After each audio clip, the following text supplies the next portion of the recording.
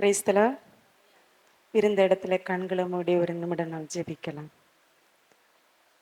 ஹல்லேலூயா. உம்மை நன்றியோடு கூட துதிக்கிறோம் கர்த்தாவே. உம்மை நன்றியோடு கூட துதிக்கிறோம் தேவனே. அப்பா, ஆராதனை ஆராதனை ஆவியில் ஆராதனை ஆராதனை ஆராதனை ஆவியில் ஆராதனை பரிசுத்த ஆராதனை பரலோக ஆராதனை பக்தியுள்ள ஆராதனை இது புத்தியுள்ள ஆராதனை ஆராதனை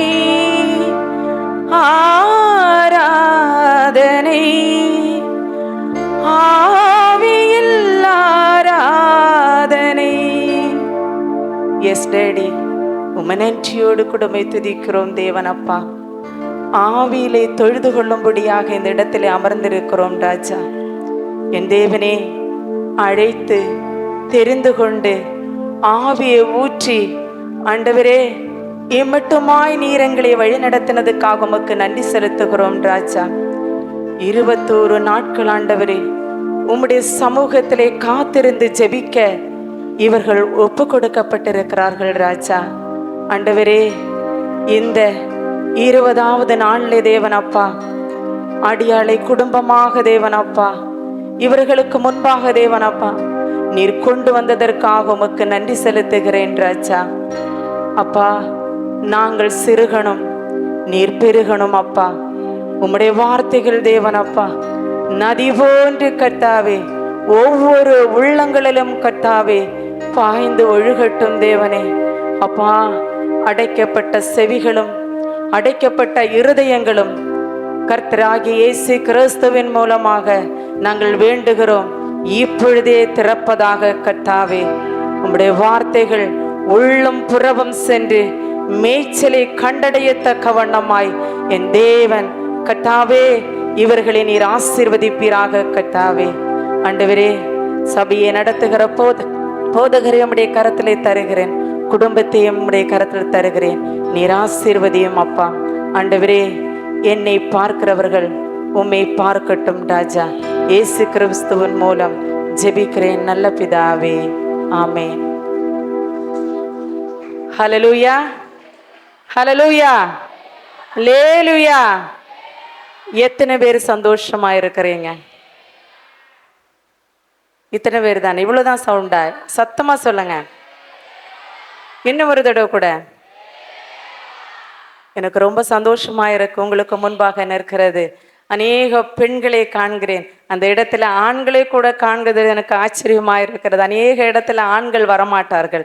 உபவாச கூடுகை என்றாலே பெண்கள் தான் அதிகமாக இருப்பாங்க. ஆனால் இந்த கிராமத்தை கர்த்தர் ஆசீர்வதித்திருக்கிறார்.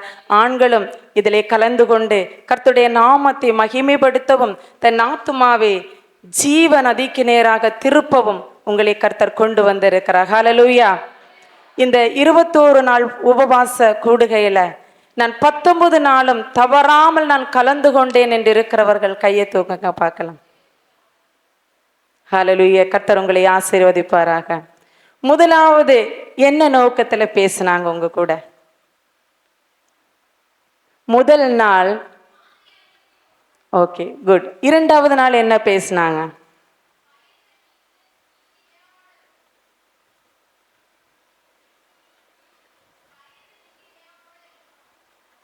ஓகே, பயப்படக்கூடாது என்று சொன்னாங்க. 3வது நாள் யுத்தம் அவருடையது, நம்முடையது அல்ல. ஆமென்.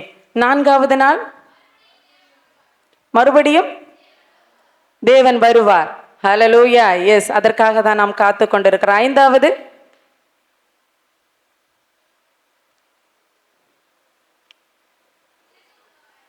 இரக்கமுள்ளவராய் இருக்கிறார். தேவன் நமக்கு இரக்கமுள்ளவராய் இருக்கிறார். 6வது நாள் விடுதலை. 7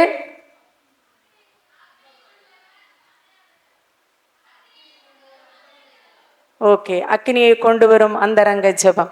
இப்படி கரெக்டா 19 நாளும் பேசினதை நினைவு கொண்டிருக்கிறீங்க. எழுதினால சொல்றீங்களா இல்ல இருதயத்தில் பதிக்கப்பட்டதுனால சொல்றீங்களா?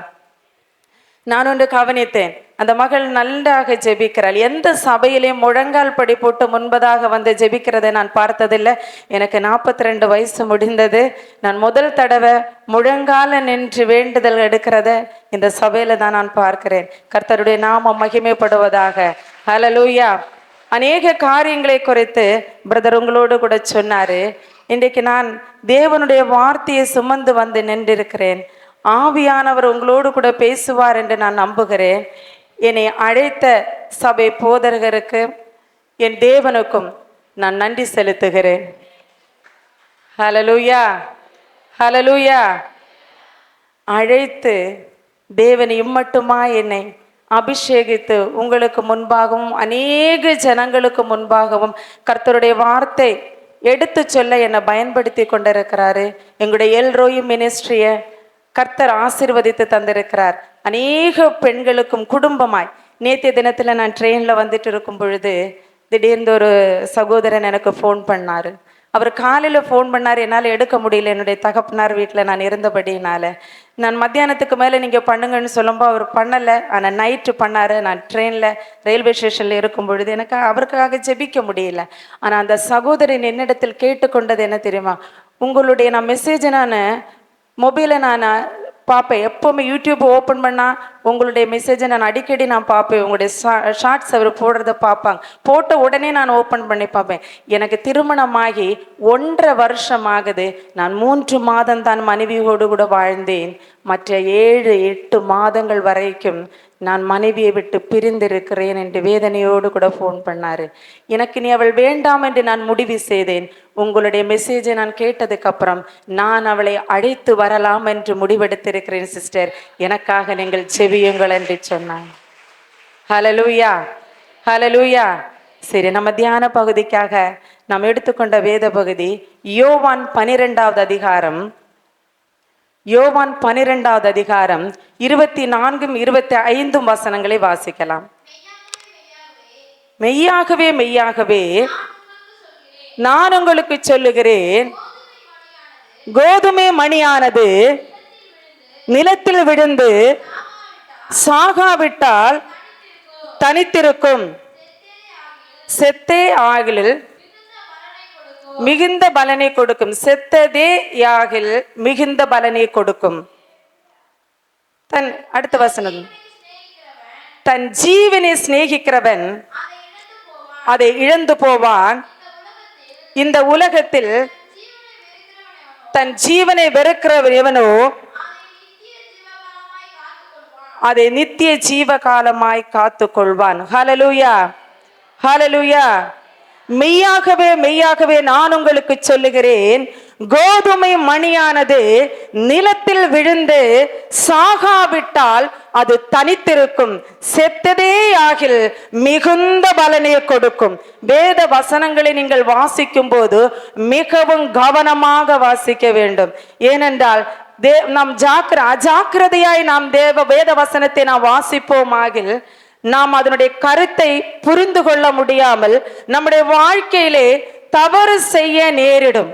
தவறாய் புரிந்து கொள்ளுகிறதுனால், நம் கணவரை தவறாய் புரிந்து கொள்ளுகிறதுனால், நம் மாமியாரை தவறாய் புரிந்து கொள்ளுகிறதுனால், நம் மாமனாரை தவறாய் புரிந்து கொள்ளுகிறதுனால், நான் ஸ்கூல்ல படிக்கும் போது என் நண்பனையோ இல்லை என்னுடைய சக தோழியையோ நான் தவறாய் புரிந்து கொள்ளுகிறதுனால, நான் வேலை செய்கிற இடத்திலே என்னோடு கூட வேலை செய்கிறவர்களை நான் தவறாய் புரிந்து கொள்ளுகிறதுனாலே எனக்கு பிரச்சனைகள் உருவாகிறது. நான் அதை திருத்திக் கொள்ள முடியாமல் தேவன் எனக்கு நியமித்த ஓட்டத்திலே நான் ஓடுகிறதுக்கு நான் தவறாய் புரிந்து கொள்ளுகிற ஒவ்வொரு வார்த்தைகளும் அவைகள் தடுத்து நிறுத்துகிறது. பாவமானது வாசற்படியிலே படுத்திருக்கிறது. உன் இருதயமான வாசற்படியிலே அவர்கள் பேசுகிறது, நீ புரிந்து கொள்ளுகிற வார்த்தைகள் அந்த இருதயத்திலே படிந்து விடுகிறது. ஆனா இங்க தேவன் சொல்றார், மெய்யாகவே மெய்யாகவே நான் உங்களுக்கு சொல்லுகிறேன், கோதுமை மணியானது நிலத்தில் விழுந்து சாகாவிட்டால் அது தனித்திருக்கும் என்று அவர் சொல்றார்.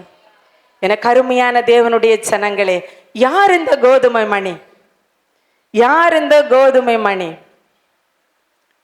உன்னையும் என்னையும் பார்த்து கர்த்தர் சொல்லுகிறார், கோதுமை மணியானது விழுந்து அது செத்தாதான் அதிலிருந்து பலன் கொடுக்கும் என்று அவர் சொல்றாரு. நாம் எத்தனை பேரு நம்முடைய மாம்சத்துக்கு செத்திருக்கிறோம்? எத்தனை பேர்? நாம் எல்லாரும் ஞானஸ்நானம் எடுத்து எல்லாரும் கரங்களை உயர்த்துங்க பார்க்கலாம். இத்தனை பேர் ஞானஸ்நானம் எடுத்திருக்கிறீங்க. உங்களுடைய மாம்சம் உங்களை மேற்கொள்ளாமல் இருக்கிறதா? சகோதர, மாம்சம் உங்களை மேற்கொள்ளாம இருக்கிறதா? கோபம் உங்களுக்கு வராம இருக்கிறதா? எரிச்சல் உங்களுக்கு வராம இருக்கிறதா? வருது, எல்லாமே வருது. அப்ப இன்னும் மாம்சம் சாகல இல்லையா? மாம்சம் சாகாதன கையை கீழே போடுங்கம்மா. மாம்சம் சாகாதபடினாலதான் நாமும் இன்னும் உயிர்ப்பிக்கப்படாம இருக்கிறோம். எத்தனை நீர் பாய்ச்சினாலும் நாம் முளைக்கப்படவே இல்லை. எத்தனை பேர் இந்த 20 நாட்கள், இது 20வது நாள், 19 நாள் இந்த இடத்துல இருந்து கர்த்தருடைய வார்த்தை உங்களுக்கு என்று அவர் பேசியிருக்கிறார். எத்தனை பேர் மாம்சம் சாகப்பட்டு முளைத்திருக்கிற? எத்தனை பேருக்கு அந்த வேத வசனம் உங்கள் இருதயத்துக்குள்ள போய் முளைத்திருக்கிறது? எத்தனை பேருக்கு அது முளைத்திருக்கிறது? எத்தனை பேர் அது பிரயோஜனமாக மாற்றினீர்கள்? எத்தனை பேர் உங்கள் வீடுகளை போய் பிறருக்கு நீங்க சொன்னீங்க? எத்தனை பேர் உங்கள் பிள்ளைகளுக்கு அதை சொன்னீங்க? இத்தனை வருஷ காலம் எனக்கு இல்லாத ஒரு காரியத்தை அவங்க சொன்னாங்க, இன்று முதல் நான் உங்களுடைய கரத்துல நான் ஒப்பு கொடுக்கிறேன் என்று சொல்லி. இங்க நான் உங்களுக்கு 2 நபரை நான் சுட்டி காட்டுகிறேன். கோதுமை மணியானது மடிந்தால் என்ன நடக்கும் என்பதை 2 வேதத்திலிருந்து 2 நபர்களை நான் உங்களுக்கு சுட்டி காட்டுறேன். எடுங்கள் எஸ்தர் புஸ்தகம்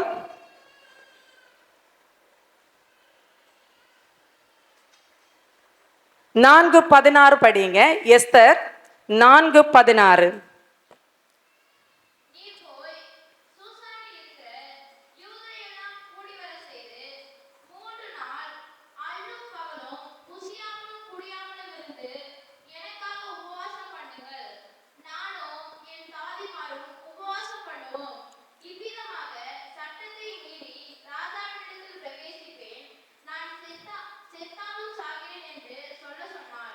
ஹல்லேலூயா. இங்க எஸ்தர் ராஜாத்தி ஒரு கட்டளையை சொல்லி அனுப்புறார் மொர்தேகாக்கு. அவன் வளர்த்தப்பட்ட தந்தை, எஸ்தரை வளர்த்தின தந்தைக்கு ஒரு செய்தி அனுப்புகிறார். எஸ்தர் ராஜாத்தி யாரு? எஸ்தர் யாரு? எஸ்தர் தெரியாதா? ஒரு முறையாவது வேதத்தை வாசிச்சு முடிச்சவங்க கரங்களை உயர்த்தலாம் பார். ஒரு முறையாவது. 15 வருஷமா நடத்துறீங்களா? அப்போ சபை நடத்துறீங்க? 15 20 வருஷமா? 20 வருஷமா சபை நடத்துறார். உங்களுடைய மேய்ப்பன் உங்களுக்காக ஜீவனை கொடுக்கிறதுக்கு அவர் ஆயத்தமாயிருக்கிறார். ஆனா நீங்களோ அவருடைய சத்தத்துக்கு செவி கொடுக்காமல் இருக்கிறீர்கள். ஒரு நாளாவது உங்களுக்கு வேதத்தை படிச்சு முடிக்கணும் இந்த 20 வருஷங்கள்ல உங்களுக்கு தோணுதே இல்லையா? எஸ்தர் என்பது ஒரு நம்மளை போல் எல்லா பாடுகளும் நிறைந்த ஒரு ஸ்திரீ. அவள் ஒரு நாட்டுல மொர்தேகா, அவளுடைய தாயும் தகப்பனும் இறந்து தன்னை கைவிடப்பட்ட நிலைமையில அவளுடைய சொந்தத்தில் இருக்கிற அவளுடைய உறவினில் இருக்கிற மொர்தேகா என்கிற ஒரு தகப்பன் அவர் அவரை எடுத்து வளர்த்தினார். அதுதான் எஸ்தர். ஆனா இந்த எஸ்தர் வேதத்தில் குறிப்பிடப்பட்டிருக்கிறது அவர் ராஜாத்தி என்று. அவள ராணி, ஒரு ராஜாவுக்கு ராணியா இருக்கிறாள் என்பதே. ஆனால் அந்த எல்லாம் நீங்க உங்களை நிறைய வாட்டி இந்த பிரசங்கத்தை நீங்க கேட்டிருப்பீங்க. அதனால நான் அந்த பிரசங்கத்துக்கு நான் போகல. எஸ்தர் யாரு, எஸ்தர் எப்படி வந்தாள், எஸ்தர் என்ன பண்ணாங்களே, எத்தனை நாள் சுத்திகரித்தாங்க, அவள் என்னென்ன பண்ணனாள், யாருக்கு பதிலாக எஸ்தரை கொண்டு வந்தாள், எல்லாவற்றையும் சொல்லி முடிகிறதுக்கு எனக்கு 2 நாள் பத்தாது. ஆனால் ஒரு சில காரியங்கள் மட்டும் உங்களுக்கு நான் அதில் சுட்டி காட்ட விரும்புகிறேன். ஏன் அதை சுட்டி காட்டுகிறேன் என்றால் 21 நாள் உபவாசத்துல உங்களுடைய ஜெப குறிப்பு என்ன தெரியுமா? உங்களுடைய ஆவியை அனல் மூட்டி எழுப்புகிறதுக்கு, தேசத்தின் எழுப்புதல் வருகிறதுக்காக ஜெபம் பண்ணுறீங்க. உங்க ஆவியை அனல் மூட்டி எழுப்பணுமா வேண்டாமா? எழுப்பணுமா வேண்டாமா? அப்ப கோதுமை மணியானது மடிய வேண்டும். அது எப்படி மடிய வேண்டும் என்பதை தேவ ஆவியானவர் உங்களுக்கு சொல்லிக் கொடுக்கிறார். ஒரு கோதுமை மணி எப்படி மடிந்தால் கர்த்தருடைய ஆசீர்வாதத்தை பெற்றுக்கொள்ள முடியும், எப்படி உன்னுடைய பிரச்சனையிலிருந்து வெளிவர முடியும், எப்படி உன்னுடைய மாம்சத்தை மேற்கொள்ள முடியும், எப்படி நீ நித்திய ஜீவனை அடைய முடியும் என்பதை தேவன் அழகாக இந்த எஸ்தர் ராஜாத்தியத்தை பற்றி நமக்கு சொல்லிக் கொடுக்கிறார். இந்த எஸ்தர் ராஜாத்தி என்ன செய்யறார் பாருங்க. தன்னுடைய வளர்த்து தகப்பனாகிய மொர்தெகாய்க்கு அவள் சொல்லி அனுப்புகிறாள். என்ன அவள் சொல்லி அனுப்புறார்கள் என்றா, நீ போய் சூசனில் இருக்கிற யூதர் எல்லாம் கூடி வர செய்து 3 நாள் அல்லும் பகலும் புசியாமலும் குடியாமல் இருந்து எனக்காக உபவாசம் பண்ணுங்கள், நானும் என் தாதிமார உபவாசம் பண்ணுவோம், இவ்விதமாய் சட்டத்தை மீறி ராஜாவினிடத்தில் பிரவேசிப்பேன், நான் செத்தாலும் சாகிறேன் என்று சொன்னார். செத்தாலும் சாகிறேன் என்று சொல்ல சொன்னார். ஹல்லேலூயா, ஹல்லேலூயா. இங்க ஒரு கோதுமை மணி சொல்லுது, நான் சாவறேன், எனக்காக இரவும் பகலும் சாப்பிடாம தண்ணி கூட புசியாமலும் குடியாமலும், அப்ப சாப்பாடு சாப்பிடாமலும் தண்ணி கூட குடிக்காம 3 நாள் அல்லும் பகலும் எனக்காக நீங்கள் உபவாசம் பண்ணுங்கள் என்று சொல்லி அனுப்புறார். எதற்காக அவள் உபவாசம் பண்ண? ஒரு கட்டளை புறப்பட்டு வந்தது மொர்தெகாய்க்கு நேராய். மொர்தெகாய் அங்க சென்று அடுத்த வசனம் சொல்லுது பாருங்க. அப்பொழுது மொர்தெகாய் புறப்பட்டு போய் எஸ்தர் தனக்கு கற்பித்தபடி எல்லாம் செய்தான். ஹல்லேலூயா. அப்போ இந்த எஸ்தர் ராஜாத்தி என்ன சொன்னாங்களோ அது அப்படியே மொர்தெகாய் செய்தார். இப்போ உங்க பாஸ்டர் உங்களிடத்தை சொல்லி இருக்காங்க, 21 நாள் நீங்கள் உபவாசத்தோடு கூட இந்த ஜெபத்தை ஏறெடுக்கணும்னு சொல்ல. நாளைய நாள் அறுப்பின் காலம். ஹல்லேலூயா. அறுப்பின் பண்டிகை 21வது நாள். நீங்க இந்த 20 நாள் நீங்கள் காத்திருப்ப, நாளைக்கு நீங்க அறுத்தெடுக்க போறீங்க இல்லையா? உங்களுடைய கண்ணீருக்கு பலன் வரப்போகுது. கர்த்தர் உங்களுக்கு விடுதலை தர போறாரு. ஆத்துமாவிலே கட்டுண்டவர்களை விடுதலையாக்க போறாரு. உங்களுடைய தேசத்துக்கு அவர் எழுப்புதலை தர போறாரு.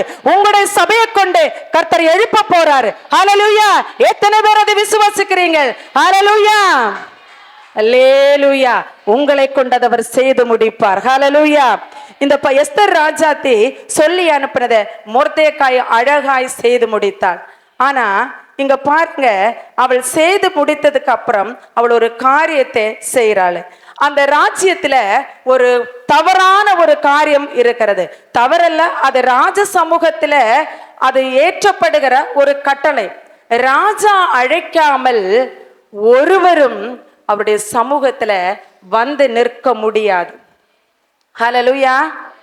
ராஜா அழைக்காம அவருடைய சமூகத்துல யாருமே வந்து நிற்க முடியாது. அப்படி நின்றால் என்ன பண்ணுவாங்களாம்? கொன்னு போடுவாங்களாம். ஆவியானவர் உங்களோடு கூட என்ன பேசுறாங்க? கோதுமை மணியானால் மடிந்தால்தான் அது பலனை கொடுக்கும் இல்லையா? அது செத்தாது. அப்ப நீங்க கேட்பீங்க, அப்ப எங்களெல்லாம் சாவ சொல்றீங்களா சிஸ்டர்? நாங்க செத்தா ஆண்டோடைய சமத்துல போக முடியுமா? இதுதான் ஆவிக்குரிய அர்த்தம் ஒன்று இருக்கிறது. நம் சாகிறது என்பது மாம்சத்துக்கு சாகணும், நம்ம ஆவியில பிழைத்திருக்கணும். நம்முடைய மாம்சம் சாகலை என்றால் ஆவி பிழைக்க மாட்டாது. மாம்சத்தை ஆவியினால் வெல்லுங்கள் என்று அவர் சொல்றாரு. தீமைய நன்மையினால் வெல்லு. தீமையை நீ தீமையை கொண்டு வெல்லுடா. அவ எனக்கு இப்படி செஞ்சா பாரு, அதனால கண்டிப்பா நான் இதை செய்வேன். சர்ச்சில் வந்தா அவ என்னை பத்தி அவள்கிட்ட சொல்லிட்டு போயிருக்க பாரு. சர்ச்சில் ஆராதனை முடிச்சு மெசேஜை கேட்டுட்டு தான் இறங்கிருப்போம். மற்ற எல்லாத்தையும் விடுங்க. உலக பிரகாரமா இருக்கிறது நம்ம வாயை மூடவே முடியாது. பெண்களை பின்ன சொல்லவே வேண்டாம். நம் வாய் ஒரு நாள் மூடாது. ஏதாவது சொல்லிக்கிட்டே இருக்கும், புலம்பிக்கிட்டே இருக்கும் இல்லையா? அதற்கு வந்த தண்டனை தான் இல்லையா? வாயை அமைதியாய் வைத்திருந்தேன்னா பிரச்சனையே இருந்திருக்கிறாது. ஆதாம்க்கு துணையா ஏவாளை கொடுத்தாங்க. ஏவாளை அங்க ஆதாம் வஞ்சிக்கப்படலை, ஏவாள் தான் வஞ்சிக்கப்பட்ட. நான் ஏன் ஸ்திரீக்காக இதை பேசி கொண்டு இருக்கிறேன்? எங்களுடைய ஊழியமே அதுதான். ஸ்திரீகளுக்காக தான் அதிகமா நாங்க பேசுவோம். நான் எங்க போனாலும் அதுதான் பேசுவேன், ஸ்திரீகளுக்காக. ஏன்னா என்னுடைய வாழ்க்கையில நடந்த அனுபவம் சாட்சி அநேக ஜனங்களை எழுப்புதலில் நடப்பிது. அநேக ஜனங்கள், அநேக குடும்பங்களை கட்டுவித்தது. ஹல்லேலூயா. நான் இங்க உங்களுக்கு முன்பாக நான் நிற்கிறேன், சாதாரணமாக நினைக்காதீங்கள். அநேக கண்ணீரின் பள்ளத்தாக்கில் நான் வந்து இங்க நிற்கிறேன். அநேக பழியாய் கர்த்தர் என்னை கொண்டு வந்திருக்கிறார். இன்றைக்கு நான் இந்த 42 வயசு முடிஞ்சு 43வது வயசுல இந்த மைக் எடுத்து உங்களுக்கு முன்பாக நான் தேவனுடைய வார்த்தைகளை சொல்லுகிறேன் என்றால் நான் சாதாரணமாய் கடந்து வரல. எந்த பாஸ்டருடைய பிள்ளையும் கிடையாது. யாருமே என்னை உருவாக்கவில்லை. தேவனே அவருடைய ஆவியானவரை அனுப்பி என்னை உருவாக்கினார். அவர் தனித்து வைத்து ஒரு மோசேயை எப்படி நாணல் பட்டியல ஒளித்து வைத்திருந்தாலோ, எப்படி அவள் பார்வோனிடத்தில் கொடுக்கப்பட்டு வளர்க்கப்பட்டவள், அப்படியே ஒரு பார்வோனுடைய கீழில் இருந்து நான் வளர்க்கப்பட்டேன். தேவனுடைய ஆவியினால் ஏவப்பட்டு அநேக வசனங்கள் மூலமாக கர்த்தர் என்னுடைய வாழ்க்கையை கட்டுவித்தார். இன்றைக்கு உங்களுக்கு முன்பாக நான் சாட்சியாய் நிற்கிறேன். ஹல்லேலூயா. என்னை எழுப்பின தேவன், என் குடும்பத்தை கட்டின தேவன், நிச்சயமாக உங்கள் குடும்பத்தை அவர் கட்டுவார். ஹல்லேலூயா, ஹல்லேலூயா. அதற்காக தான் கர்த்தர் இந்த இடத்துல கொண்டு வந்திருக்கிறார். அநேகர் நான் நினைச்சேன் எப்படி போக முடியும் இவ்வளவு தூரம் என்று சொல்லி. இது முதல் தடவை இவ்வளவு தூரம் நான் பிரயாணம் பண்ணி முதல் தடவை ஒரு சபையில நிற்கிறேன். பக்கத்துல எல்லா சபைகளும் கூப்பிட்டால் போவேன், யார் கூப்பிட்டாலும் போவேன், வீடுகள்ல கூப்பிட்டாலும் நான் அதை போவேன். ஆனா முதல் தடவை இவ்வளவு தூரம் பிரயாணம் பண்ணி குடும்பமாய் ஒரு சமூகத்துல, தேவனுடைய சமூகத்துல வந்து நிற்கிறேன். ஹல்லேலூயா, ஹல்லேலூயா. இது போல நீங்களும் நிற்க வேண்டும். ஹல்லேலூயா. தேவனுக்காய் அவருடைய வார்த்தையை ஏந்து நிக்கணும். சண்டைக்காக இல்ல, பிரச்சனைக்காக இல்ல, ஒருவர் குறைய சொல்லுகிறதுக்காக இல்ல. எப்படி எஸ்தர் ராஜாத்தி சொல்லி அனுப்பினாலோ, நீ ஜெபி, நீ உபவாசம் இரு, உனக்காக, உன் பிள்ளைகளுக்காக, உன்னுடைய கணவனுக்காக, உன்னுடைய உற்றார் உறவினருக்காக நீ போய் என்று ஒரு கட்டளையை அவள் சொல்லி அனுப்பினார். அப்ப முதலாவது எஸ்தர் என்ன சொல்லி அனுப்புறார்? ஒரு கட்டளையை சொல்லி அனுப்புறார் இல்லையா? அதை மொர்தேகா செய்து முடித்தார். ஹல்லேலூயா. செய்து முடித்ததுக்கு அப்புறம் எஸ்தர் ராஜாத்தி வருகிறார். நான் சொன்னேன், ஒரு தவறான ஒரு காரியம் அங்க இருந்தது. ராஜாவுக்கு முன்பாக அழைக்கப்படாமல் வந்தால் செத்துருவேன். ஏன்னா இதுக்கு முன்பாக நிறைய கான்வர்சேஷன் இருக்கு. எனக்கு நேரம் போதாது உங்களுடைய சமூகத்தில் அதை நான் சொல்லி போகிறதுக்கு. ஏனென்றால் அநேக கான்வர்சேஷன் 2 பேருக்குள்ள நடக்குது. நம்மளை போல ஒரு மனுஷிதான், நம்மளை போல ஒரு எஸ்தர் ராஜாத்தி கிட்ட சொல்லும்போது எஸ்தர் ராஜாத்தி சொல்றாங்க, என்னன்னா யூதருக்கு ஒரு பிரச்சனை வருகிறது, யூத குலத்தில் இருக்கிற அத்தனை ஜனங்களையும் கொன்று போடுகிறதுக்கு ஒரு கட்டளை புறப்படுகிறது. சூசன் பட்டணத்தில் ஒரு கட்டளை புறப்பு. இன்றைக்கு நம்முடைய இந்த தேசத்துல இப்படி கிறிஸ்தவ பிள்ளைகளை எல்லாரும் கொன்று போடுங்கள் என்று சொன்னால் எத்தனை பேர் திறப்புல நிற்பீங்க? எத்தனை பேர் திறப்புல நிற்பீங்க? இன்னொரு விஷயம் சொல்லட்டுமா? என் கணவர் என்ன பேச போறாருன்னு எனக்கு தெரியாதுங்க. ஆனா நான் என்ன ஆவியானவர் என்னுடைய இருதயத்துல வசனங்கள் ஏவினாரோ அந்த வசனத்தை எல்லாம் முடிச்சாரு. எனக்கு முதல்ல கொடுத்த வசனமே வெளிப்படுத்தின விசேஷம் 3வது அதிகாரம் தான். நீ அனலும் என்று குளிரும் என்று இருந்தா உன்னை வாந்தி பண்ணி போடுவாரு. ஏதோ ஒரு ஆளை, இந்த சபையில ஏதோ ஒரு ஆளை வாந்தி பண்ணி போடுறதுக்கு ஆண்டவர் ரெடியா இருக்கிறாரு. அதிலிருந்து நீ தப்பித்து கொள்ள வேண்டும் என்றால் எஸ்தர் ராஜாத்தியை போல நீ உன்னை மடிய பண்ணல என்றால், நீ திறப்புல நிக்கல என்றால், ஐயோ உனக்கு. நீ திறப்புல நிக்கலைன்னா, உனக்காகவும் உன் குடும்பத்துக்காகவும் நீ திறப்புல நிக்க இல்லைன்னா உன்னுடைய வாழ்க்கை ஐயோ என்று கர்த்தர் உணர்த்துகிறார். ஹல்லேலூயா, ஹல்லேலூயா. கர்த்தர் உன்னை வாலிப பிராயத்திலே உன்னை தெரிந்து கொண்டு வந்து இந்த இடத்துல நிறுத்தி இருக்கிறார் என்றால் அது தேவனுக்கென்று எழும்பி பிரகாசிக்கிறதுக்கு, உன்னுடைய வாலிப வயதை வீணாய் கழித்து விடுகிறதுக்கு தேவன் இங்கு அழைக்கல. வீணாய் கழித்து விடுகிறதுக்கு இங்கு அழைத்து வரவில்லை. ஹல்லேலூயா. இந்த எஸ்தர் ராஜாத்தி என்ன பண்றா பாருங்க, இந்த கட்டளைக்கு கீழ்ப்படியுங்க. அப்ப இந்த தவறான ஒரு 2 பேருக்கும் கான்வர்சேஷன் நடக்குது. ஐயோ என்னால முடியாது, நீ என்னை கொன்னுடுவாங்க, அவர் அழைச்சாதான் நான் போக முடியும், நான் போக மாட்டேன். உடனே மொர்தேகா சொல்றாங்க, யாருக்கு தெரியும் நீ இதுக்குதான் அங்க கொண்டு போய் ராணியா பட்டத்துதாரியா நீ வச்சிய? தேவன் வந்து எதுக்கு ஒன்னு அங்க கொண்டு போறான்னு. சில வேளை இந்த ஜனங்களுக்கு மீட்பு கொடுக்கறதுக்காக உனக்கு பட்டம் தந்திருக்கலாம் இல்லையா? உன்னை ராணியா வச்சிருக்கலாம் இல்லையா? உன் வீட்டு மனைவியா, ஒரு வீட்டுக்கு உன்னை மனைவியா அழைத்து கொண்டு போறது யாருக்கு தெரியும்? அந்த குடும்பத்தை ரட்சிக்கிறதுக்கு தான் உன்னை கொண்டு போயிருக்கிற. இல்லை என்றால் அவருடைய இரத்தத்தினால் உன்னை கழுகி இருக்க மாட்டார். இல்லை என்றால் உனக்கு அவருடைய அபிஷேகத்தை தந்திருக்க மாட்டார். ஆவிக்குரிய சபையில உன்னை நிலைநாட்டி இருக்கிறார் என்றா உன்னை கொண்டு உன் குடும்பத்தை ரட்சிக்கிறதுக்காக. ஹல்லேலூயா. உன்னை கொண்டு ரட்சிக்கிறதுக்கு ஒரு எஸ்தர் ராஜாத்தியை கொண்டு அவளுடைய எல்லா வம்சத்தினுடைய அத்தனை ஜனங்களையும் அவர் காப்பாற்றினார் என்றால் உன்னை கொண்டு அதை அவர் செய்வார். நீ கோதுமை மணியாய் மடியறதுக்கு சாகிறதுக்கு உன்னை ஒப்பு கொடுக்க வேண்டும். நீ அப்படி ஒப்பு கொடுக்கலண்டா எஸ்தர் ராஜாத்தி சொல்ற, நான் சாவறேன், சாதாரணமாக சொல்லியிருப்பான்னு நினைக்கிறீங்க? கோமரில் நம்ம அப்பாட்ட சொல்லுவல்ல, மக்களை நீ அதை போய் வாங்கிட்டு வான்னு சொல்லும்போது என்ன சொல்லுவான்? என்னால் போக முடியாதப்பா, நீங்கள் போய் வாங்கிட்டு வாங்க. என்னால் செய்ய முடியாது. அம்மா சொல்லுங்க, விழுத்து பாத்திரத்தையும் கழுவிட்டு போக, மொபைலில் இருந்து நோண்டிட்டு தான் இருப்பாங்க, நல்லா இப்படி ஸ்க்ரோல் பண்ணிகிட்டே இருப்பாங்க. பாத்திரத்தை கழுவுனா செய்ய மாட்டாங்க. பிரச்சனை ஏன்னா கீழ்ப்படிய மாட்டாங்க. எதுவாக இருந்தாலும் அதே மாதிரி எஸ்தர்ன்னு சொல்கிறாங்க, அவங்க செத்து போயிடுவாங்க, நான் போனால் அழைக்காமல் நான் போக முடியாது. நான் ராணி தான், நான் ஒத்துக்கிறேன், நான் ராணி தான், ஆனால் என்னால் போக முடியாது. ஆனால் அவள் போகிறாள் பாருங்க, அந்த வார்த்தைக்கு கீழ்ப்படிந்து அவள் போகிறாள் பாருங்க. ராஜாவுக்கு முன்பாக எஸ்தர் ராணி வந்து நின்றாள். எப்படி வந்து நின்றாள்? முன்பதாகவே ஆயத்தப்பட்டு வந்து நின்னான். 3 நாள் அல்லும் பகலும் குடியாமல் அவளும் அவள் தாதிமாரும் அவரோடு கூட இருந்த அவளுடைய அந்த தகப்பனுடைய ஜனங்களும் அவளுக்காக உபவாசம் செய்ய ஆயத்தமாகறாங்க.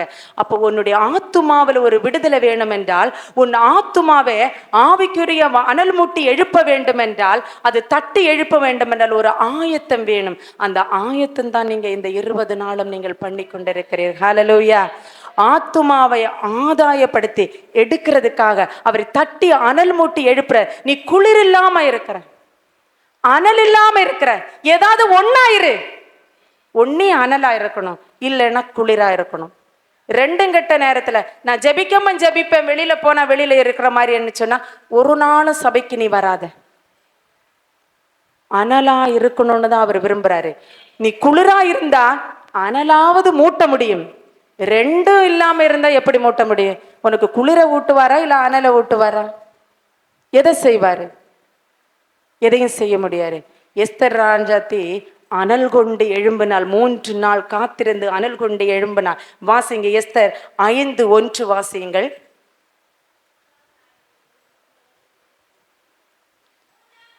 மூன்றாம் நாளிலே எஸ்தர் ராஜவஸ்திரம் தரித்து கொண்டு ராஜா அரண்மனையின் உள்முற்றத்தில் ராஜா ஒருவருக்கும் ஸ்தானத்துக்கு எதிராக வந்து நின்றாள். ராஜா அரண்மனை வாசலுக்கு எதிரான கொலுமண்டபத்தில் ராஜஸ்தானத்திலே வீற்றிருந்தான். ஹல்லேலூயா, ஹல்லேலூயா. 2வது எஸ்தர் என்ன பண்ணினாள்? ஒரு கட்டளையை சொல்லி அனுப்பினாள். அது மொர்தேகா பண்ணி முடிச்சிட்டாள். 2வது என்ன எஸ்தர் பண்ணாள்? ராஜாவுக்கு முன்பாக வந்து நின்றாள். ஹல்லேலூயா. யாருக்கு முன்பாக வந்து நின்றாள்? நீங்க யாருக்கு முன்பாக வந்து நிக்கிறீங்க? ஹல்லேலூயா. உனக்காக இரத்தத்தை சிந்தி உன்னை மீட்டு கொண்ட தேவனுக்கு முன்பாக நிற்கிற நீ எப்படி நிக்கணும்? எனக்கு ஒரு வருத்தமான காரியமா இருந்துச்சு. அந்த பிள்ளை முழங்கால நின்று ஜெபிக்கிறாங்க, கண்ணு திறந்து நின்றுட்டு இருக்கீங்க, ஒரு பாரமும் இல்லை, ஒரு வேதனையும் இல்லை. ஆத்துமாவில் எத்தனை ஜெப குறிப்புகளுக்காக ஜெபிக்கிறாங்க. எனக்கு அருமையான தேவனுடைய பிள்ளையே, ஓம் பிள்ளைக்கு வந்தா நீ அப்படி நின்று இருப்பாயா? உன் குடும்பத்துக்கு அப்படிப்பட்ட பாரம் இருந்திருந்தால் நீ அப்படி இருந்திருப்பாயா? பிறருக்கு ஜபிக்கிறதுக்கு இவ்வளவு அசதியா இருக்கிறாயே, உனக்காக திறப்புல நிற்கிறார் அல்லவோ? உன்னை நேசிக்கிற தேவன் உனக்காக திறப்புல நிற்கும் பொழுது நீ மற்றவர்களுக்காக ஜெபிக்க திறப்புல கூட நிற்க வேண்டாம். பிரதர் சொன்னார்ல, திறப்பு என்பதே அது வேற. நீ சாதாரணமா ஜெபிக்கிறது திறப்புன்னு நினைக்காத. திறப்புல நிற்கிற ஜபமே வேற. திறப்புல நின்று ஜெபிக்கிற இயேசு கிறிஸ்து எப்படி உனக்காக அவர் ஜெபிப்பார்? எப்படி ஜெபிப்பார்? உன்னுடைய கூட இருக்கிற சகோதரங்களுக்கு, உன் கூட ஆராதனை செய்கிற ஜனங்களுக்காகவே நீ அசதியாய் ஜெபிக்கிறாயே, உனக்காக உன் குடும்பத்துக்காக எப்படி அவர் எழும்பி ஜெபிப்பார்? நீ நினைச்சு பாரு. நாம் பாவிகளா இருக்கிறோம். நமக்கு பாவம் இல்லைன்னு உங்களால சொல்ல முடியுமா? பிரதர் சொல்ல முடியுமா பாவம் இல்லைன்னு? நம்ம சொல்ல முடியுமா? அனுதினமும் பாவம் உண்டு. நம்முடைய செயல்ல இல்லை என்றாலும் நம் சிந்தனையில் பாவம் இருக்கிறதா இல்லையா? இருக்கிறதா இல்லையா? எத்தனை பேர் சீரியல் பார்ப்பீங்க? தைரியமா நான் பார்க்க மாட்டேன்னு சொன்னா அது தவறு தேவனுடைய சமூகத்துல. எத்தனை பேர் டிவி பார்ப்பீங்க? சரி, சீரியல் பார்க்க, நான் டிவி பார்ப்பேன், இல்லைன்னா மொபைல்ல நான் யூடியூப் பார்ப்பேன், யூடியூப்ல வருகிற ஷார்ட்ஸுகள் பார்ப்பேன், நான் பிரசங்கத்தை தவிர மீதி உள்ள காரியத்திலையும் பார்ப்பேன், எல்லாரும் பார்ப்பீங்கல்ல. அப்ப அதை பார்க்கும்போது உங்களுக்குள்ள ஒரு சிந்தனை எழும்புமா இல்லையா? இப்படி இருந்தா நல்லா இருக்கும், சரி நம்மளும் இப்படி இல்லையே, ஒரு ஆனந்தம் வருதா இல்லையா? எப்படிங்க? ஆண்டவர் சமூகத்திலையும் ஆனந்தம் வருது, உலகத்துல போனாலும் ஆனந்தம் வருது. எப்படிப்பட்ட ஆவியுடையவர்கள்! நீ சாகலைன்னா கண்டிப்பா உன் ஜீவனை நீ காத்து கொள்ள முடியாது. நீ சத்தால் தான் உன்னுடைய ஜீவனை காத்து கொள்ள முடியும். நீ ஜீவனோடு இருந்து உன் ஜீவனை காத்து கொள்ள வேண்டும் என்று நீ அதுக்கு பிரயாசப்பட்டேன்னா அதை இழந்து போய் விடுவாய். என் கருமையான சகோதரனே, நீ இழந்து போய் விடுவாய். அவர் சொல்றாரு, மனைவியானவள் பலகீன பாண்டம், புருஷனே உன் மனைவியினிடத்துல நீ அன்பு கூறுவாயாக. என்ன யாராவது பண்றீங்களா? அன்பு கூறுறீங்களா? என் மனைவியை தவிர ஆசை வார்த்தை நான் வேற யார்கிட்ட நான் பேசினது இல்லைன்னு உங்களால சொல்ல முடியுமா? எனக்கு உங்களை பிடிச்சிருக்குன்னு கூட நான் சொன்னதில்லை மனைவியை தவிர. புதிய ஏற்பாடின் நியமம் என்ன என்று தெரியுமா? ஒருவனுக்கு ஒருத்திதான் கற்புள்ள கன்னிகையாய் இருந்து அவருக்கு மணவாட்டியாய் போக வேண்டும் என்று. அப்ப நானும் நீங்களும் பரலோக ராஜ்யத்துக்கு என்ன பண்ண மாட்டோம்? குவாலிஃபிகேஷன் இல்லை, அன்குவாலிஃபைடு. பரலோக ராஜ்யத்துக்கு போகணும்னா எப்படி இருக்கணும்? குவாலிஃபைடா இருக்கணும். கட்டளை ஒண்ணு புறப்பட வச்சா இல்ல, ராணி ராஜஸ்தானத்திலிருந்து ஒரு கட்டளை கொண்டு சொல்லி அனுப்புறா, நீ உபவாசம் பண்ணுன்னு. ஆண்டவர் சொல்றாரு, நீ அனலுமின்றி குளிருமின்றி இருக்காத, நீ அனல் கொண்டிருன்னு அவர் சொல்றாரு. என் ஆத்துமாவே நீ கர்த்தரை ஸ்தோத்தரி. ஸ்தோத்தரிக்கிறதா கர்த்தரை? என் முழு உள்ளமே அவர் நாமத்தை, அவருடைய பரிசுத்த நாமத்தை ஸ்தோத்தரிச்சுட்டா இருக்கிறீங்க. இடைவிடாமல் ஜெபம் பண்ணிட்டா இருக்கிறீங்க. இடைவிடாமல் ஜாக்கிரதையாவா இருக்கிறீங்க.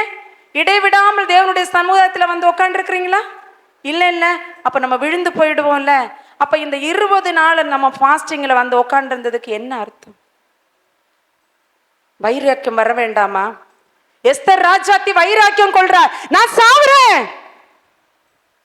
என்ன கொல்லுவாங்க, நான் போனா என்ன அழைக்கப்படாமல், நீ கர்த்தர் அழைக்கப்படாமல் அவருடைய சமூகத்துல வந்து நின்ற என்னால் அவர் உன்னை கொன்று போடுவார். பரிசுத்தம் இல்லாமல் தேவனுடைய சமூகத்திலே கிட்டி சேர்வது அரிதான காரியம். ஹல்லேலூயா. 3 நாள் அவள் ஆயத்தமாய் வந்து நிற்கிறார் தேவனுடைய சமூகத்துல. நீ வேண்டுகோளோட வந்து நிற்கிற, என் ஆவியை அனல் மூட்டி எழுப்பும் ஆண்டவரே என்று சொல்லி. என் ஆவியை அனல் மூட்டி எழுப்புங்கப்பா, என் ஆவியை எழுப்புங்க, என் தேசத்துல எழுப்புதல் வர வேண்டும் என்று சொல்லி. எழுப்புதலுக்காக எப்படி நிற்க வேண்டும்? ஒரு எஸ்தர் ராஜாத்தியை போல நீ நிற்கணும். ஒரு எஸ்தரை போல அவள் ராஜ சமூகத்துல தைரியமா வந்து நின்றாங்க. எனக்கு கருமையா தேவனுடைய ஜனங்களே, உங்களுக்கு ஒண்ணு தெரியுமா? அவருடைய சொந்த ஜனத்துக்கு கூட அப்படிப்பட்ட ஒரு ஆசீர்வாதம் இல்லை. ஹல்லேலூயா.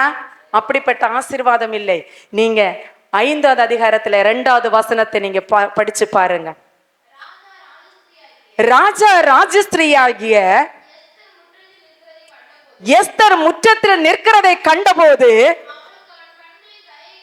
அவளுக்கு அவள் கண்ணில் தயை கிடைத்ததினால் ராஜா தன் கையில் இருந்த பொற் செங்கோலை எஸ்தரிடத்திற்கு நீட்டினாள். அப்பொழுது எஸ்தர் கிட்ட வந்து செங்கோலின் நுனியை தொட்டாள். ஹல்லேலூயா, ஹல்லேலூயா. அவன் மொர்தெகாய்க்கு என்ன, அவளுடைய இளைய தகப்பனுக்கு, அவனுடைய தகப்பனுக்கு என்ன சொல்லி அனுப்புறாங்க? வளர்க்கப்பட்ட தகப்பன், வளர்ப்பு தகப்பனாகிய மொர்தெகாய்க்கு ஒரு கட்டளை என்ன சொன்னா, என்னை கொன்னுடுவாங்க, நான் போக முடியாது அப்படின்னு சொல்லிட்டு அவள் ஆயத்தமாகங்க, 3 நாள் பாருங்க நான் போறேன்னு அவள் சொல்றாள். ஆனா இங்க என்ன நடக்குது பாருங்க. ராஜ ஸ்திரீ ஆகிய எஸ்தர் முற்றத்தில் நிற்கிறதை கண்டபோது ராஜா என்ன செய்தாராம்? அவளை பார்த்ததும் அவருடைய செங்கோலை நீட்டினாள். ஹல்லேலூயா.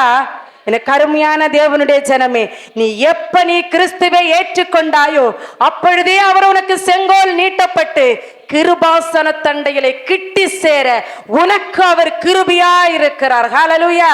உனக்கு அவர், உங்களுக்கு அவர் கிருபையா இருக்கிறார். அந்த கிருபையை நீ ஒரு நாளும் வீணிலே வழங்காத என்று கர்த்தர் உங்களை எச்சரிக்கிறார். இது இஸ்ரவேல் ஜனங்களுக்கு கூட இல்லை. ஹல்லேலூயா. இஸ்ரவேல் ஜனங்களை அழைச்ச போது வரமாட்டேன் என்று சொன்னாங்க. இதற்கு மும்பின பாகம் அதுதான், பஸ்தியுடையது. இது 2 சபையை குறிக்கிறது. ஹல்லேலூயா. 2 ஏற்பாடுகள், பழைய ஏற்பாடு புதிய ஏற்பாடு. புதிய ஏற்பாடு தான் எஸ்தர், பழைய ஏற்பாடு தான் பஸ்தி. ராஜா அழைக்கிறாரு, விரும்பி அழைக்கிற, நீ வா என் ரூபவதியே, உன் முகரூபத்தை எனக்கு காட்டு. யார் காட்டுறா? அங்க முகரூபம் இருந்தா தானே காட்டுறதுக்கு, இல்லையா? 4 நாள் ஆச்சு சிஸ்டர் ஜெபம் பண்ணி. இந்த உபவாசத்துக்கு கடகட கடகடன்னு பாத்திரத்தை கழுவி, கடகடகடன்னு புற்றத்தை பெருக்கி, கடகடகடன்னு மற்றவங்களுக்கு எல்லாத்தையும் பண்ணிட்டு ஓடி இறைச்சி 10 மணிக்கு உள்ள பிரதருக்கு ஓடி தாண்டி மூச்சு வாங்கி வந்து நிற்கம்போ மணி 11:30. ஹல்லேலூயா. எஸ்தர் என்ன செய்யறா? ஆயத்தமாயி ராஜாவுக்கு முன்பாக போய் நிற்கிறா. ஹல்லேலூயா. நீ ஆயத்தமாய் ராஜாவுக்கு முன்பாக வந்து நிற்கணும். நீ ஆலயத்துக்கு வரேன்னா அதுக்கு முன்பாக நீ ஆயத்தமாகணும். நீ அற்பமாய் எண்ணிய ஆலயத்துக்குள்ளாக வரேன்னா அந்த அற்பமான காரியத்தை கர்த்தர் உன்னையும் இடை போடுவார். நீ அளக்கிற அளவினாலே உன்னையும் அவர் அளப்பார். ஹல்லேலூயா. ஹல்லேலூயா. நீ எப்படி அளக்கிறாயோ, நீ எப்படி அளந்து அவருக்கு கொடுக்கிறாயோ அப்படிதான் அவர் உனக்கு அளப்பார். நீ நேரத்தோடு கூட, பயபக்தியோடு கூட, பயந்து நடுங்கி, எப்படி எஸ்தர் பயந்து நடுங்கி ஆயத்தத்தோடு ராஜாவுக்கு முன்பாக நின்றாளோ அப்படி நீ நடக்கத்தோடு கூட வந்தா மட்டும்தான் செங்கோல் நீட்டப்படும். இல்லைன்னா என்ன பண்ணுவாங்க? கொன்னுடுவாங்க. எப்படி கொன்னுடுவாங்க? தலையை கழுத்துல ஒரே வெட்டு. எனக்கு அருமையான தேவனுடைய ஜனமே, 5 வருஷம் 10 வருஷம் நான் ரட்சிக்கப்பட்ட ஆலயத்துக்கு வந்திருக்கிறேன். உன் ஆத்துமா செத்தா உனக்கு என்ன பிரயோஜனம்? உன் ஆத்துமா செத்தா உனக்கு என்ன பிரயோஜனம்? கோதுமை மணியானதில் மடிந்தால்தான் அதற்கு பிரயோஜனம் உண்டு, இல்லை என்றால் அதற்கு பிரயோஜனம் இல்லை. கோதுமை மணியானது மடியணுமா, அப்பதான் உன் ஜீவனை நீ காத்து கொள்ள முடியும். நீ மடியாம என் ஜீவனை நான் காத்து கொள்ளுவேன் என்றால் அதை நீ இழந்து விடுவாய். ஹல்லேலூயா. உன்னுடைய ஜீவனை காத்து கொள்ள வேண்டும் என்றால் நீ மடியணும். உன்னுடைய ஆவிக்குரிய வாழ்க்கையை நீ அனல் மூட்டி தட்டி எழுப்பணும். இத்தனை வேத வசனங்களை சொல்லுறாங்க, எல்லாரும் சொல்லாங்க. உண்மையா சிஸ்டர், உங்களுடைய குடும்பத்துக்கு ஆசீர்வாதம் வேணும் என்றாலும் நான் திறப்புல நின்று ஜெபிக்கிறேன். உனக்கு நோய் குணமாகணுமா, உன் பிள்ளை படிக்கணுமா, உனக்கு வீடு வேணுமா, ஆசீர்வாதமா இருக்கணுமா, நல்ல சம்பளம் வேணுமா, நல்லா சம்பாதிக்கணுமா, என் குடும்பத்தை நன்றாய் நடத்தணும், நான் ஃப்ரிட்ஜ் வாங்கணும், நான் வாஷிங் மிஷின் வாங்கணும், 2 மாடி 3 மாடி கட்டணும், கார் வாங்கணும், நான் பைக் வாங்கணும், எல்லாத்துக்கும் ஆசீர்வாதமாய் ஜெபிக்க முடியும். அநேக பேர் மேடையில நின்று தேவனுடைய வார்த்தையை உங்களுக்கு அப்படி பிரசங்கிக்கலாம். ஆனால் என்னை அதற்காக இங்கு அனுப்பப்படவில்லை.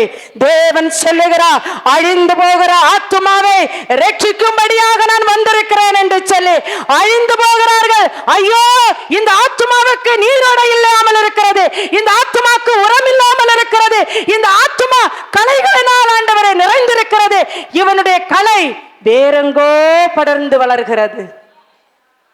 ஹல்லேலூயா. உன்னை நறுக்கவும் களைகளை பிடுங்கவும் உன்னை சுத்திகரிக்கவும் கர்த்தர் அனுப்பி இருக்கிறார். ஹல்லேலூயா. இன்றைக்கு கர்த்தர் இந்த ஆத்துமாக்களை சுத்திகரிக்கிறார். இந்த சபையில் இருக்கிற ஆத்துமாக்களை சுத்திகரிக்கிறார். உங்களுடைய உபவாசம் தேவனுடைய கண்களுக்கு அங்கீகரிக்கப்பட்டிருக்கிறது. தேவன் இந்த இடத்திலே கர்த்தர் கொண்டு வந்திருக்கிறார் என்றால் தேவன் சொல்லுகிறார், இந்த இடத்திலே இப்பொழுது இருக்கிற ஆத்துமாக்கள் ஒன்று கூட நஷ்டப்பட்டு போவதில்லை என்று சொல்லி அவர் வருகையிலே நீங்கள் எதிர்கொண்டு போகிற மனவாட்டியாய் நீ இருப்பாய் என்று சொல்லி. ஹல்லேலூயா. ஆயத்தமாக ஒரு புத்தியுள்ள ஸ்திரீயை போல, ஹல்லேலூயா, புத்தியுள்ள மணவாட்டி தன் விளக்கிலே எண்ணெயோடு கூட வந்தாள். நீ எண்ணெய் இல்லாம இருக்கிறங்க, அவர் எண்ணெயை நாளைக்கு நிரப்ப போறார். ஹல்லேலூயா. உங்க விளக்குல எல்லாம் ஒழிந்து போகாதபடிக்கு, ஒரு நாளும் குறைபடாமல் உன்னுடைய குடம் நிறைய எண்ணெய் இருக்கும்படியாக, உன் விளக்கில எண்ணெய் இருக்கும்படியாக, உன் குடும்பத்துக்கு நீ விளக்கா இருக்க கர்த்தர் உன்னை ஆசீர்வதிக்கிறார். ஹல்லேலூயா, ஹல்லேலூயா, ஹல்லேலூயா. சொத்தோ சுகமோ பணமோ கொடுக்கிறதுக்கு என்கிட்ட இல்லை. ஆனா நஸ்ரேயனாகிய இயேசு கிறிஸ்துவனுடைய நாமத்துல உங்கள் ஆத்துமாவை விடுதலையாக்க முடியும், நிச்சயமாய் முடியும். அவர் உங்களை முன்குறித்திருக்கிறார் என்றால் நிச்சயமாய் அவர் அழைத்து செல்வார். நீ முன்குறிக்கப்பட்டாய் என்றால் நிச்சயமாய் அழைத்து செல்வார். இங்க எஸ்தர் ராஜாத்தி அதுதான் விடுவிக்கப்பட்டாள். அப்போ ராஜாவுக்கு முன்பாக போய் நின்ற போது இஸ்ரவேல் ஜனங்களுக்கு கொடுக்காத அந்த ஒரு ஆசீர்வாதம் புறஜாதியா இருந்த நமக்கு கர்த்தர் கொடுத்தார். நீ கிருபாசனத்துல தைரியமா வந்து நிக்கிற சகோதரி, நீ இந்த கிருபாசன தண்டத்துல நின்று ஜெபிக்கும் பொழுது உனக்கு என்ன தோணுச்சு? இந்த கிருபாசண்டத்துல நின்று ஜெபித்தா இல்லையா, உனக்கு என்ன தோன்றினது? எத்தனை வருடமாய் நீங்க நிக்கிற? எத்தனை வருஷமா இந்த இடத்துல நீ இது பண்ற?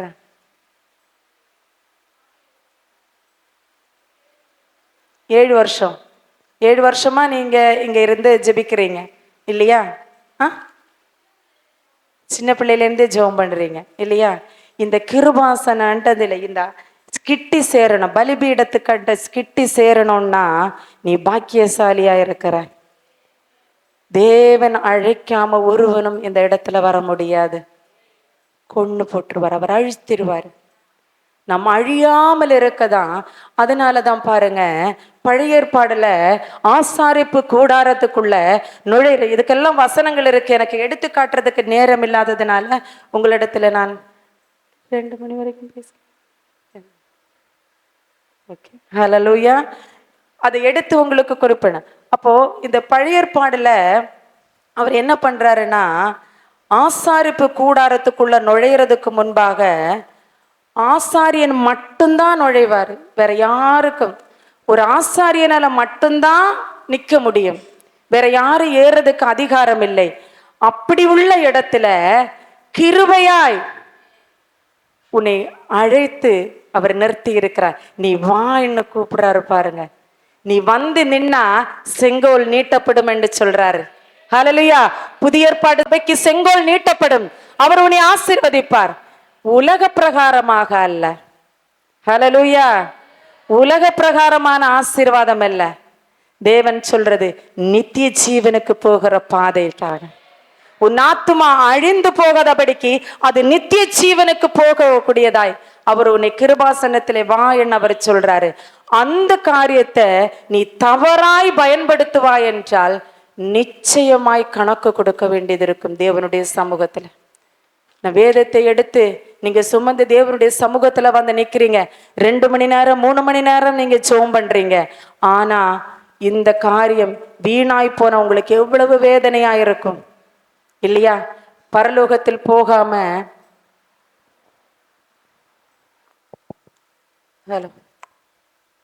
பரலோகத்திற்கு போகாம நீங்க நஷ்டப்பட்டு போனால் எப்படி இருக்கும்? எப்படி இருக்கும்? எனக்கு ரொம்ப வருத்தமா இருக்கு. என்னுடைய வருத்தம் எல்லாம் அதுதான். திறப்பில் நின்று கொண்டு நான் மன்றாடுகிறது அதுதான். ஆண்டவர், ஒரு ஆத்துமா கூட, எனக்கு நீர் கொடுத்த ஒரு ஆத்துமா கூட நஷ்டப்பட்டு போக கூடாது. அது தேவனுக்கென்று பயன்பட வேண்டும் என்று சொல்லி. ஹல்லேலூயா, ஹல்லேலூயா. அப்புறம் எஸ்தர் ராஜாத்தி என்ன செய்தாள்? முதலாவது அவள் ஒரு கட்டளை சொல்லி அனுப்புறாள். 2வது ராஜாவுக்கு முன்பாக நிற்கிறாள். 3வதாக செங்கோல் நீட்டப்பட்டது. 4வதாக அவள் என்ன செய்யறாள்னு தெரியுமா?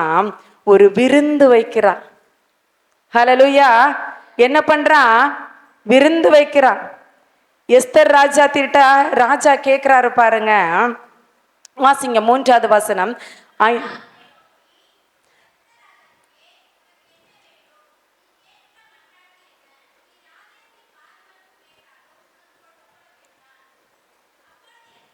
அப்பொழுது எஸ்தர் ராஜாவுக்கு சித்தமானால் தமக்கு சேவித்த விருந்துக்கு ராஜாவும் ஆமானும் இன்றைக்கு வர வேண்டும் என்றான். ஹல்லேலூயா, ஹல்லேலூயா. அவ ஒரு விருந்து ஆயத்தப்படுத்துறார் ராஜாவுக்கு. எப்படிப்பட்ட விருந்தா இருக்கணும்? ராஜாவுக்கு கொடுக்குறாங்கல்ல, எப்படிப்பட்ட விருந்தோருக்குன்னா ராஜாவை மகிழ்விக்க பண்ண முடியும். ஏன் அந்த விருந்தை அவள் ஒரு பண்றான்? ஏன் அந்த விருந்தை பண்றான்? ஒரு ராஜாவினுடைய இருதயத்தை மகிழ்விக்க வேண்டும், அவருடைய இருதயத்தை குளிர்விக்க வேண்டும். அவர் சொன்னார் இல்லையா, மோசே எதற்கு திறப்புல நின்னாரு? கோபம், எரிச்சல், கோபம் மூண்டு நிற்கிற தேவனுடைய கோபம் தணியணும். ஹல்லேலூயா, ஹல்லேலூயா, ஹல்லேலூயா. இங்க ராஜாவுடைய இருதயத்தை குளிர பண்ற. ஏன்னா அவ ஒரு வேண்டுகோளோட போகிறா. அவளுக்கு ஒரு மன்றாட்டு இருக்கிறது. என்ன வேண்டும் உன் மன்றாட்டு என்ன என்று ராஜா கேட்கிறாரு. இந்த ராஜ்யத்தின் பாதி மட்டும் நீ கேட்டால நான் உனக்கு தருகிறேன் என்று அவள் சொன்ன. ஹல்லேலூயா. இங்க தாங்க நாம விழுந்து போறோம். இங்கதான் நம்ம விழுந்து போறோம். எங்க விழுறோன்னு தெரியாமலே அனல் மூட்டப்பட வேண்டியது இந்த இடத்துல தான். உன் ஆத்துமா அனல் மூட்டி எழுப்பப்பட வேண்டியது இந்த இடத்துல தான். அவர் கேட்கிறார், ஏசப்பா சமூகத்துல வந்தது. ஏசப்பா கேட்கிறாரு, உங்களுக்கு என்ன வேணும்? நீ தாராளமா கேளு. பாஸ்டர் சொல்றாரு, ரட்சிக்கப்பட்டையாமா, நீ உனக்கு ஆண்டவர் இதை தருவாரு, அதை தருவாரு, அப்படி பண்ணுவாரு, இப்படி பண்ணுவாரு எல்லாம் சொல்லிதானே கூட்டிருப்பாரு. வனாந்திரத்துல நயங்காட்டி அழைத்திருப்பாரு. அப்படிதானே? அழைச்சது எங்க? வனாந்திரத்துக்கு. அந்த வார்த்தை போச்சு. ஆனா ஆண்டவர் உனக்கு காசு தருவாரு, உனக்கு வீடு தருவாரு, சுகம் தருவாரு, குழந்தை தருவாரு. நீ குழந்தை இல்லாத இருக்கிறியா, உனக்கு குழந்தை தருவாரு. உனக்கு வீடு இல்லாத இருக்கா, உனக்கு வீடு தருவாரு. அப்படி சொல்லிதானே அழைச்சிருப்பாங்க இல்லையா? ஒரு தேவ பிள்ளைங்க உங்க வீட்டுல வந்தா நீங்க என்ன சொல்லுவீங்க? ஐயோ சிஸ்டர், ஒரு வாரமா தலைவலி, பயங்கர தலைவலி, இடுப்பு வலி, எழும்பி உட்காந்து வேலை செய்ய முடியல சிஸ்டர், நீங்க ஜெபம் பண்ணுங்க சிஸ்டர்னு. நீ ஆலயத்துக்கு கடந்து வா, நான் இப்ப ஜெபம் பண்ணிட்டு போறேன், நீ வெள்ளிக்கிழமை உபவாச ஜெபத்துக்கு வா, கர்த்தர் உனக்கு விடுதலை கொடுப்பாருன்னு. அப்படிதானே கூப்பிடுறாங்க. கரெக்டு தானே? நான் தவறா ஏதாவது சொல்றேனா? அப்படிதானே உன்னை கூப்பிடுறாங்க. வனாந்திரத்துல நயங்காட்டி அழைக்கிறாருன்னு உனக்கு தெரியாம போச்சு பாரு. வனாந்திரத்துக்காக கூப்பிடுறது. எங்க கூப்பிடுறாங்க? கானானுக்கல்ல, வனாந்திரத்துக்கு. அவரு ஆபிரகாம அழைச்சாரு, கனான் தேசத்துக்கு கொண்டு போவேன் என்று சொல்லி. ஆனா புதிய ஏற்பாடு என்ன சொல்றாரு? உன் சிலுவையை எடுத்துக்கொண்டு எனக்கு பின்பாக வா. தன்னைத்தான் வெறுத்து சிலுவையை எடுத்துக்கொண்டு வான்றார். அப்ப எதுக்கு கூப்பிடுறாரு? பாட அனுபவிக்க. மனாந்திரத்துல என்னங்க இருக்கும்? மனாந்திரத்துல என்ன கிடைக்கும்? ஒண்ணுமே கிடைக்காது, எதுவுமே இருக்காது. நயங்காட்டி அழைக்கிறாரு இல்லையா? அதுதான், அங்கதான் நம்ம விழுறோம். கூட்டிட்டு வந்தீங்கல்ல பாஸ்டர், 10 வருஷமா நான் வரேன் பாஸ்டர், 10 வருஷமா இந்த மூட்டு வலி, 10 வருஷமா இந்த ஆலயத்துக்கு வரேன், சரியாவல்ல. நான் 8 வருஷமா குழந்தை இல்லாம இருக்கிறேன், எனக்கு குழந்தை கிடைக்க நான் வரேன். ஆண்டவர் என்னுடைய ஜெபத்தை கேட்கல, என்னுடைய ஜெபத்தை கேட்கலங்க. ஏன் கேட்கல? ஏன் கேட்கல? ஆத்துமாவை தான் அவர் விரும்புறாரு. அது எஸ்தர் ராஜாத்தி அறிந்திருந்தா. எஸ்தர் ராஜாத்தி சொல்றாரு, ராஜா கேட்கிறாரு, இந்த ராஜ்யத்தின் பாதி மட்டும் நீ கேட்டாலும் நான் உனக்கு தரேன். நீ குழந்தை கேட்டியா, நான் உனக்கு தரேன். உனக்கு வீடு வேணுமா, நான் அதை உனக்கு தருகிறேன் என்று அவர் சொல்றாரு. நீ அதை பெற்றுக்கொண்ட 8 வருஷம் கழிஞ்சு நீ அழுதுட்டே இருக்கிறனால உன் கண்ணீரை தொடச்சு கொடுத்து போமான்னார். குழந்தை தானே வேணும், போ. வீடு தானே வேணும், இதை தரேன், போ. எவ்வளவு சந்தோஷம். மைக்க பிடிச்சு சாட்சி சொல்றீங்க, எனக்கு கர்த்தர் கொடுத்தார். உண்மையாலுமே அவர் கொடுக்கிற தேவன் தான். என் தேவன் அழைத்தார் என்றால், உனக்கு வாக்கு பண்ணி இருக்கிறார் என்றால் அவர் உண்மையுள்ள தேவன். அவர் வாக்கு மாறாதவராயிருக்கிறார். அவருடைய வார்த்தையை அவர் நிறைவேற்றுகிற தேவனாயிருக்கிறார். ஹல்லேலூயா. 20 நாள் உன்னை இந்த இடத்துல வந்திருக்காருன்னா, உன்னை அழைச்சு கொண்டு வந்திருக்கிறாருன்னா, வாக்கு பண்ணி இருக்கிறாருன்னா, உன் ஆத்துமாவை அனல் மூட்டி எழுப்புறார். உன் தேசத்துக்கு அவர் சேமத்தையும் எழுப்புதலையும் அவர் கொடுக்கிற தேவனாய் இருக்கிறார். என் தேவன் பொய் பேசுகிற தேவன் அல்ல. அவர் ஒருபோதும் பொய் சொல்ல மாட்டார். அவர் சொன்னதை செய்து முடிக்கிற தேவனாய் இருக்கிறார். ஆனா எஸ்தர் ராஜாத்தி என்ன செய்தா தெரியுமா? இந்த பொங்கல்லாம் என்கிட்ட வேண்டாம், இந்த ராஜ்யத்தில் நீங்க என் விருந்த சாப்பிடுங்க, நீங்க என் விருந்த சாப்பிடுங்க, அப்புறம் என்னுடைய வேண்டுகோளை நான் வைக்கிறேன் என்று அவள் சொல்றா. பாருங்க, எவ்வளவு அழகாய், எவ்வளவு ஞானமாய், எவ்வளவு புத்திசாலித்தனமாய் அந்த இடத்துல அவள் செயல்படுகிறார் பாருங்க. அதுதான் ஆண்டவர் சொல்றாரு, புத்தியீனனாய் நீ இராதே, பலவீனமுள்ள ஆவியாய் நீ இருக்கிறாத, உனக்கு பலனுள்ள ஆவியை நான் கொடுத்தேன் என்று சொல்லி. சாக போறேன்னு சொன்னா, நான் சாவரேன்னு தான் அவ போய் நிக்கிறா. ஆனால் செங்கோல் நீட்டப்பட்டு அவளுக்கு என்ன கேட்கிறாரு? பாதி ராஜ்யம் மட்டும் நான் உனக்கு தருகிறேன், அதை நீ எடுத்துக்கோ, உனக்கு பாதி வரைக்கும் உனக்கு என்ன வேணும் நீ கேளு, பாதி ராஜ்யத்தை கேட்டா கூட நான் கொடுக்கிறேன். என்ன நம்ம என்ன நல்லா, எசப்பா எனக்கு வீடை தார, சுகத்தை தாங்க, நல்ல செல்வ செய்வேன், எப்படி அம்பானி மாதிரி இல்லையா? இல்ல அட்லீஸ்ட் பக்கத்து வீட்டுக்கார 2 மாடி வச்சிருக்கிறான், அந்த 2 மாடியாவது எனக்கு கொடுங்க, கேட்டு திருப்தியா சமாதானத்துக்கு போவான். அவ ஆத்துமா அறுவடைக்காக அவருடைய சமூகத்தில் நிற்கிறா. அவருடைய இருதயத்தை குளிர பண்ணி அவர் சொல்றாரு, இன்னும் ஒரு நாளை நான் உங்களுக்கு விருந்து வைப்பேன், அப்ப நீங்க அந்த விருந்துக்கு வாங்க, என் வேண்டுதலை நான் செய்வேன், என் வேண்டுதலை அவரிடத்தில் நான் கேட்பேன் என்று சொல்லி. நான் எனக்கு வேண்டுகோள் இருக்கிறது ராஜாவே, எனக்கு வேண்டுகோள் இருக்கிறது, ஆனா இப்ப அல்ல, இன்னொரு முறை கூட நான் உங்களுக்கு விருந்து தானே கொடுக்கிறேன், அதுக்கும் நீங்க வரணும். வெறும் ராஜாவை மட்டும் அழைக்கவில்லை, ஆமானையும் சேர்த்து அழைக்கிறார். அப்படித்தானே நீங்க வாசிக்கிறீங்க இல்லையா? எஸ்தர் ராஜாத்தி ராஜாவும் ஆமானும் இன்றைக்கு வர வேண்டும் என்றார். நீ உபவாச ஜபத்தோடு கூட 20 நாள் வந்தாலும் தேவனுக்கு முன்பாக நாளைய தினத்தில் அவரை குளிர பண்ணும்படியாக நீ விருந்து வைக்க போகும்ப யாரு கூட வருவா? ஆமானும் வருவான், தந்திரசாலியான ஆமான் இல்லையா?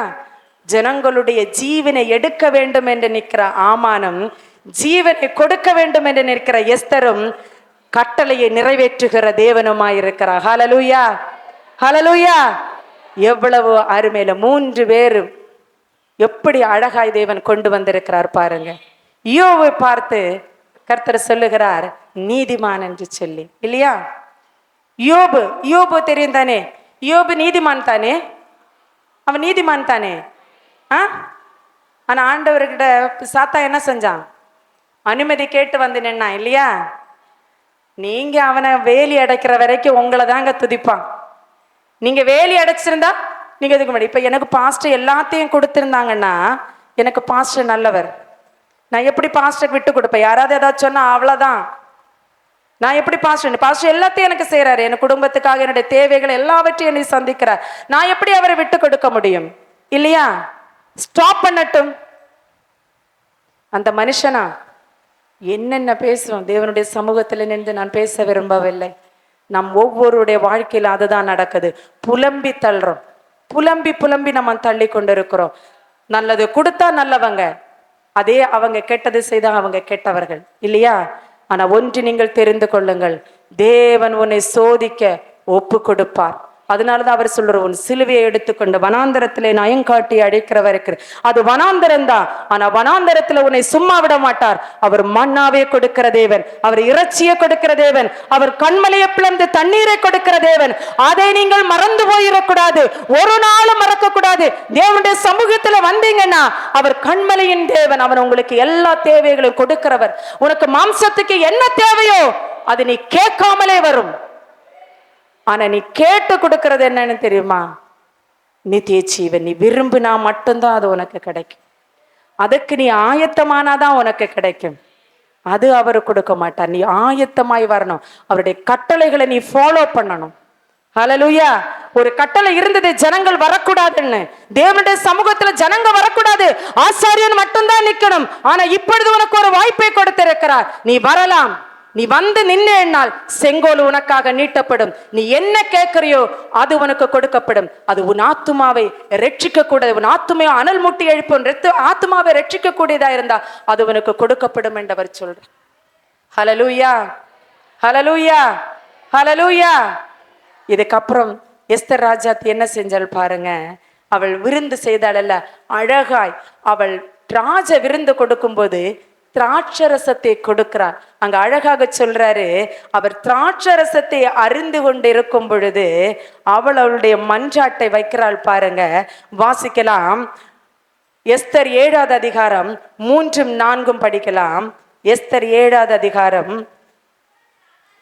அப்பொழுது ராஜாத்தி ஆகிய எஸ்தர் பிரதியுத்தரமாக, ராஜாவே, உம்முடைய கண்களில் எனக்கு கிருபை கிடைத்தது. ராஜாவுக்கு சித்தமாயிருந்தால் என் வேண்டுதலுக்கு என் ஜீவனும் என் மன்றாட்டுக்கு என் ஜனங்களும் எனக்கு கட்டளையிடுவதாக. ஹல்லேலூயா. ராஜாத்தி என்ன கேட்டா? என் ஜீவனையும் என் ஜனங்களையும் கேட்டிருக்காங்க. இதே தாங்க நீங்க கேட்டிருக்கீங்க. 21 நாள் புசியாமல் குடியாமல் நீங்க வந்து நின்று என்ன கேட்டிருக்கீங்க? என் ஆத்துமாவே அனல் மூட்டி எழுப்புங்க, அனல் கொண்டு எழும்ப வேண்டும் என்று சொல்லி கேட்டிருக்கீங்க. என் தேசத்துல எழுப்புதல் வர வேண்டும் ஆண்டவரேன்னு கேட்டிருக்கீங்க. செய்யாமல் இருப்பாரா? செய்யாமல் இருப்பாரா? அவரு செய்வாருங்க. 4வது வசனத்தை படிங்கம்மா. எங்களே படிங்க. ம் ம்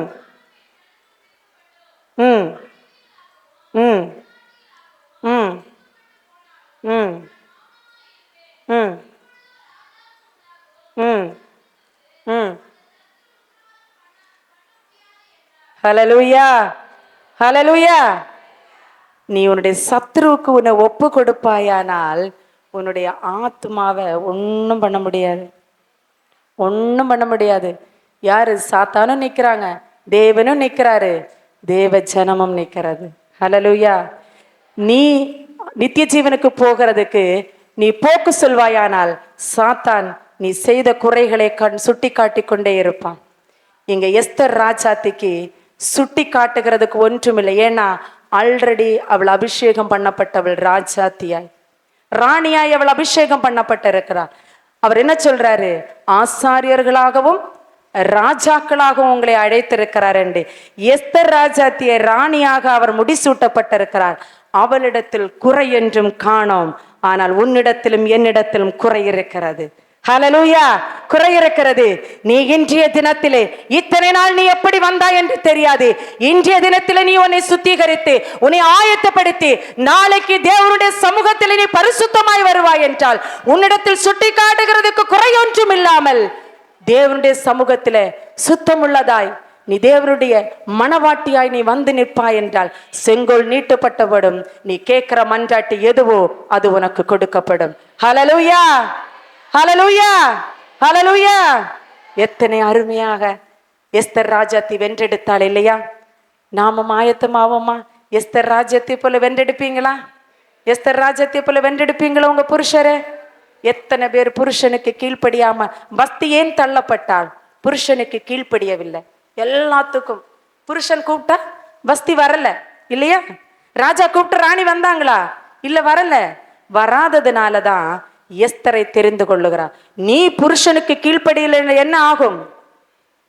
என்ன ஆகும்? அவனுக்கு வேற மனவாட்டியை தேடப்படும்.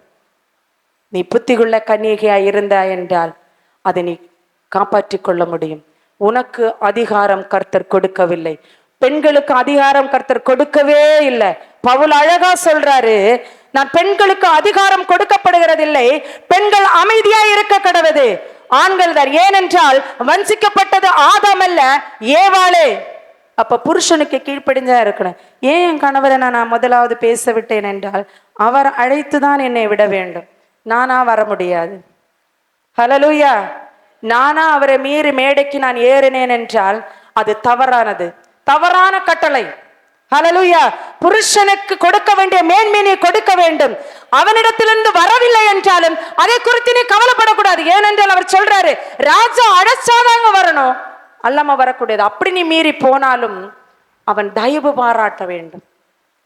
ஹல்லேலூயா. நம்ம எத்தனை பேர் புருஷனுக்கு மீறி நடக்கிறோம், புருஷனை எதிர்த்து பேசுறோம், புருஷன் என்ன சொன்னாலும் அதை கண்டுக்கிறது இல்லை. அவன் யாரா இருந்தா என்ன, ஆண்டவர் சொல்றார், ஒரு ஜெபத்தை ஏறெடுக்கிறதுக்கு ஜனங்களுக்கு சொல்லி கொடுக்குறாங்க. எப்படிப்பட்ட ஜெபம் ஏறெடுக்கணும், எப்படி ஜெபிச்சா அது கேட்கப்படும் என்று சொல்லி அழகா ஜெபிக்க சொல்லி கொடுக்கிறார் ஆண்டவர். அதுல ஒரு ஸ்திரீயை சுட்டி காட்டினாலு, ஒரு வயதான விதவை ஒன்று இருந்தால், அவள் பொல்லாத நியாயாதிபதியின் இடத்துல அடிக்கடி தனக்கும் தனக்கு எதிராளிக்கும் நடந்த பிரச்சனைக்கு நியாயம் தீர்க்க வேண்டும் என்று அவள் கேட்டார். அப்ப இப்படி கேட்டுக்கொண்டு இருக்கும் பொழுது அந்த நியாயாதிபதி, அவர் பொல்லாத நியாயாதிபதி, அவன் அசட்டை பண்ணி கொண்டே இருந்தான். எதையும் எந்த ஒரு காரியத்தையும் அவளுக்கு பதில் சொல்லவில்லை. ஆனால் அவள் இடைவிடாமல் தொந்தரவு பண்ணிக்கிட்டே இருக்கிறதுனால ஐயோ தொல்லை தாங்க முடியவில்லை என்று அவளுக்கு ஒரு நியாயத்தை செய்தான், ஒரு பதிலை கொடுத்தான். அப்படிப்பட்ட பொல்லாத நியாயாதிபதியே உங்களுக்கு செய்ய இருக்கும், அந்த ஸ்திரீக்கு செய்ய இருக்கும்போது பரமபிதாவாய் நான் இருக்கிறேன் அவர் சொல்றார். அடுத்த கான்செப்ட் அதுதான், பரமபிதாவாய் இருக்கிறார். ரூத்தை குறித்து தான் உங்களிடத்தில் நான் சொல்ல போகிறேன். எஸ்தர் ராஜாத்தியை குறித்து நீங்கள் கற்றுக்கொண்டீர்கள். நீ ஒரு எஸ்தராய் மாறாவிட்டால், மடியாவிட்டால், அவ சாக துணிந்து போனாள். நீ செத்தாதான், சாக துணிய வேண்டும், நீ சாகணும். அப்பதான் அவருடைய தேவனுக்கு முன்பாக, ராஜாக்கு முன்பாக, நான் கொன்னாலும் பரவாயில்ல, நான் செத்து போறேன், அப்படிதான் போனா. அவள் ஜீவனை காத்து கொண்டாள். ஹல்லேலூயா. நீங்க தேவனுடைய சமூகத்துல வரும்போது ஒரு சமாதானம் உண்டு சொன்னீங்கல்ல, இதுதாங்க தேவ சமாதானம். ஹல்லேலூயா. இதுதான் தேவ சமாதானம். நீ வரும் பொழுது சாவ போறேன்னு சொல்லி வரல, உன் ஆத்துமாவை அவர் மீட்டெடுத்து வைக்கிறாருல்ல, அதுதாங்க நித்திய சமாதானம். ஹல்லேலூயா. அதுதான் நித்திய சமாதானம். இந்த உலகம் தராத சமாதானத்தை நான் உனக்கு கொடுக்கிறேன் என்று அவர் சொல்லுகிறார். இந்த உலகம் தருகிற வண்ணமாக அல்ல, அது பரத்திலிருந்து அருளப்பட்டது. ஹல்லேலூயா. நீ உலக சமாதானம் கிடைத்தது என்று சொன்னாய். இன்றைக்கு காலையில கர்த்தர் என்ன சொல்றார் தெரியுமா? இந்த உலகம் தராத இன்னொரு சமாதானத்தை உனக்கு கொடுக்கிறார் என்று சொல்லி. ஹல்லேலூயா. கரங்களை தட்டி கர்த்தருக்கு ஸ்தோத்திரம் செலுத்துங்க. ஹல்லேலூயா. தேவன் சொல்லுகிற அந்த சமாதானம் உனக்கு இன்றைக்கு கிடைக்கிறது. ஹல்லேலூயா. நாம ஒன்றை தேடி வருகிறோம். அதனாலதான் அவர் சொல்றாரு, நீ தேவனுடைய சமூகத்திலே இன்னதை வேண்டிக் கொள்ள வேண்டும் என்று உனக்கு தெரியாமல் இருக்கும் போது வாக்கு கடங்காத பெருமூச்சுகளோடு கூட தேவ ஆவியானவர் ஏறெடுக்கிறார் என்று சொல்லி ஜெபத்தை. ஹல்லேலூயா. யாருக்கு முன்ன நிக்கிறோம், எப்படி நிக்கிறோங்கிறது யாருக்கும் தெரியாது. படைச்ச பிதா தேவனுக்கு முன்பாக நிக்கிறீங்க. அசதியாய் வராதீங்க. தேவனுடைய சமூகத்துல ஜாக்கிரதை இல்லாமல் வராதீங்க. இது பலிபீடம், அவரை ஆராதிக்கிற இடம். தேவனால் அழைக்கப்பட்ட மனுஷன் அவன் உங்களுக்காக எத்தனை ஆண்டு தன்னுடைய வேலையை தூக்கி எறிந்து விட்டு, தனக்கு வேண்டாம் என்று உதறிவிட்டு உங்களுக்காக அவர் நிற்கிறார் பாருங்க. திறப்புல எத்தனை ஆத்துமாக்களை சேர்க்கும்படியாக அவருடைய பலனை கர்த்தர் கொடுப்பார். ஆனா நீ உன்னுடைய ஆத்துமாவை பிரயோஜனப்படுத்திக் கொள். அந்த ஆத்துமாவை நீ அனல் மூட்டி எழுப்பேன் அவர் சொல்றார். வெதுவெதுப்பா இருந்தா வாந்தி பண்ணி போடுவார். அது நான் சொல்லவில்லை, கர்த்தர் உனக்கு சொல்ல இருக்கிறார். நீ அனல் இல்லாமல் இருந்த, அப்ப கோதுமை மணியானது மடிந்தால்தான் தேவனுடைய சமூகத்திலே பலன் கொடுக்க முடியும். ஒரு தடவை கூட அந்த வசனத்தை வாசியமா, யோவான் 12வது அதிகாரம் 24வது வசனம். மெய்யாகவே மெய்யாகவே நான் உங்களுக்கு சொல்லுகிறேன், கோதுமை மணியானது நிலத்தில் விழுந்து சாகாவிட்டால் தனித்திருக்கும், செத்ததேயாகில் மிகுந்த பலனை கொடுக்கும். எஸ்தர் ராஜாத்தி ஒருவர் சாக புறப்பட்டால் அவள் யூத குலத்தை மொத்தமும் அவள் சேவ் பண்ணாள் பாருங்க. ஹல்லேலூயா. நீ மட்டும்தான் இருப்ப, உன்னை ரட்சிக்கணும்னு நினைச்ச நீ மட்டும்தான் இருப்ப. ஆனா உன்னை சாகடிக்கும் போது சாவுக்கு ஒப்பு கொடுத்து ராஜாவுக்கு முன்பாக போய் நின்றாள். தன் குலத்தையே அவள் காப்பாற்றினாள். ஹல்லேலூயா. ஹல்லேலூயா. ஒரு விதையை கொண்டு அவர் எவ்வளவு பெரிய காரியத்தை அவர் செய்கிறார் பாருங்க. அப்ப இத்தனை ஆத்துமாக்களை அவர் பெற்றெடுத்திருக்கிறாரே, எவ்வளவு கர்ப்ப வேதனைப்பட்டிருப்பார். ஹல்லேலூயா. எத்தனை நாள் சாப்பிட இல்லாம, எத்தனை நாள் கஷ்டப்பட்டு, நான் இன்னும் அவர்களோடு கூட பேசவில்லை. என்னுடைய வாழ்க்கையிலே அப்படிதான் இருந்தது. வனாந்தரமான ஒரு வாழ்க்கை என்னுடைய வாழ்க்கை. அவ்வளவு கஷ்டமான வாழ்க்கை, ரொம்ப கஷ்டம். என்னுடைய அப்பா அம்மாவுக்கு நாங்கள் 6 பிள்ளைகள், 2 ஆண் 4 பெண்கள். என் தகப்பனார் முழுக்குடி, எந்த காரியத்திலையுமே ஈடுபடாம ஒரு காரியம் சம்பாதிச்சு வீட்டுக்கு கொடுத்து நான் அறிந்ததே இல்லை. என் பாட்டியர் தகப்பனுடைய அம்மா தான் எங்களை பராமரித்து எல்லா காரியங்களையும் சாப்பாடு எல்லாத்துக்கும் காசு கொடுத்து எங்க அம்மா ஜெபிக்க மட்டும்தான் தெரியும். நாங்களே சொல்லுவோம், ஜெபிச்சுட்டே நிற்பேன். இனி நேரம் முழங்கல். 2ஆம் கிளாஸ் தான் படிச்சிருக்காங்க, ஆனா வேதத்தை நன்றாய் படிப்பாங்க, படிச்சுக்கிட்டே இருப்பாங்க. 2ஆம் கிளாஸ் தான் படிச்சிருக்காங்க, ஆனா வேதத்தை அவ்வளவு அழகா படிச்சு எந்நேரம் முழங்கால தான் நிற்பாங்க. ஆனா வீட்டிலேயோ துன்பமும் கஷ்டமும் வேதனையும் ஓயாமல் இருக்கிறது. ஆனால் இன்றைக்கு 6 பிள்ளைகளையும் கர்த்தர் ரட்சித்திருக்கிறார். 6 பிள்ளைகளை மற்றவர்களுக்கு கொடுக்க வைத்திருக்கிறார். 6 பிள்ளைகளுடைய தேவனுடைய சமூகத்தில் இன்று ஆத்துமாவை அறுவடை செய்து எடுக்கிறதுக்கு அவர் பயன்படுத்துகிறார். ஹல்லேலூயா, ஹல்லேலூயா. எங்களுடைய சாட்சி அப்படிப்பட்டதா இருக்குது. அநேக திருமணத்துக்கு அப்புறம் அநேக சாட்சிகள் உண்டு. நான் முடிந்தால் உங்களுக்கு தேவ ஆவியானவர் ஏவப்பட்டால் நான் உங்களுக்கு சின்னமாமை எடுத்துக்கொள்ளலாம். ரூத்து 1ஆம் அதிகாரம் 16, 17 படிக்கலாம். ரூத்து ம் ம் ம் ம் ம் ம் ம் ம் ம் ம் ஆ ம் ம் ம் ஹல்லேலூயா. அடுத்து ஒருத்தவங்க மரிக்கிறதுக்கு ரெடி ஆயிட்டாங்க பாருங்க. ரூத் என்னை உங்களை மாதிரி ஒரு பெண்மணி. நம்ம எஸ்தர் ராஜ்யத்தை சரி அதை ராணின்னு வைக்கலாம். அவங்க ராணிக்கு ஒரு குறையில்லை, அப்படிதான் வைக்கலாம். இந்த ரூத்து உங்களை மாதிரி என்னை மாதிரி ஒரு பெண்மணி. ஹல்லேலூயா. திருமணமாகப்பட்டு தன்னுடைய மாமியாரோடு மருமகனோடு கூட மாமியார் மாமனாரோடு கூட இன்னொரு தேசத்துக்கு போகப்பட்டா. அந்த இடத்துல அவள் திருமணமாகி அந்த ரூத் என்ன பண்றான்னா, ரூத்தினுடைய கணவன் இறந்து போகிறாங்க. நெகோமி தான் அவளுடைய மாமியார். அப்ப இந்த மாமியாருக்கு 2 பிள்ளைகள் தான் இருந்தாங்க. அந்த 2 பிள்ளைகளுக்கு திருமணமாகி 2 பசங்களும் இறந்து போறாங்க. அவங்களுக்கு மிச்சமானது 2 மருமகள் மட்டும்.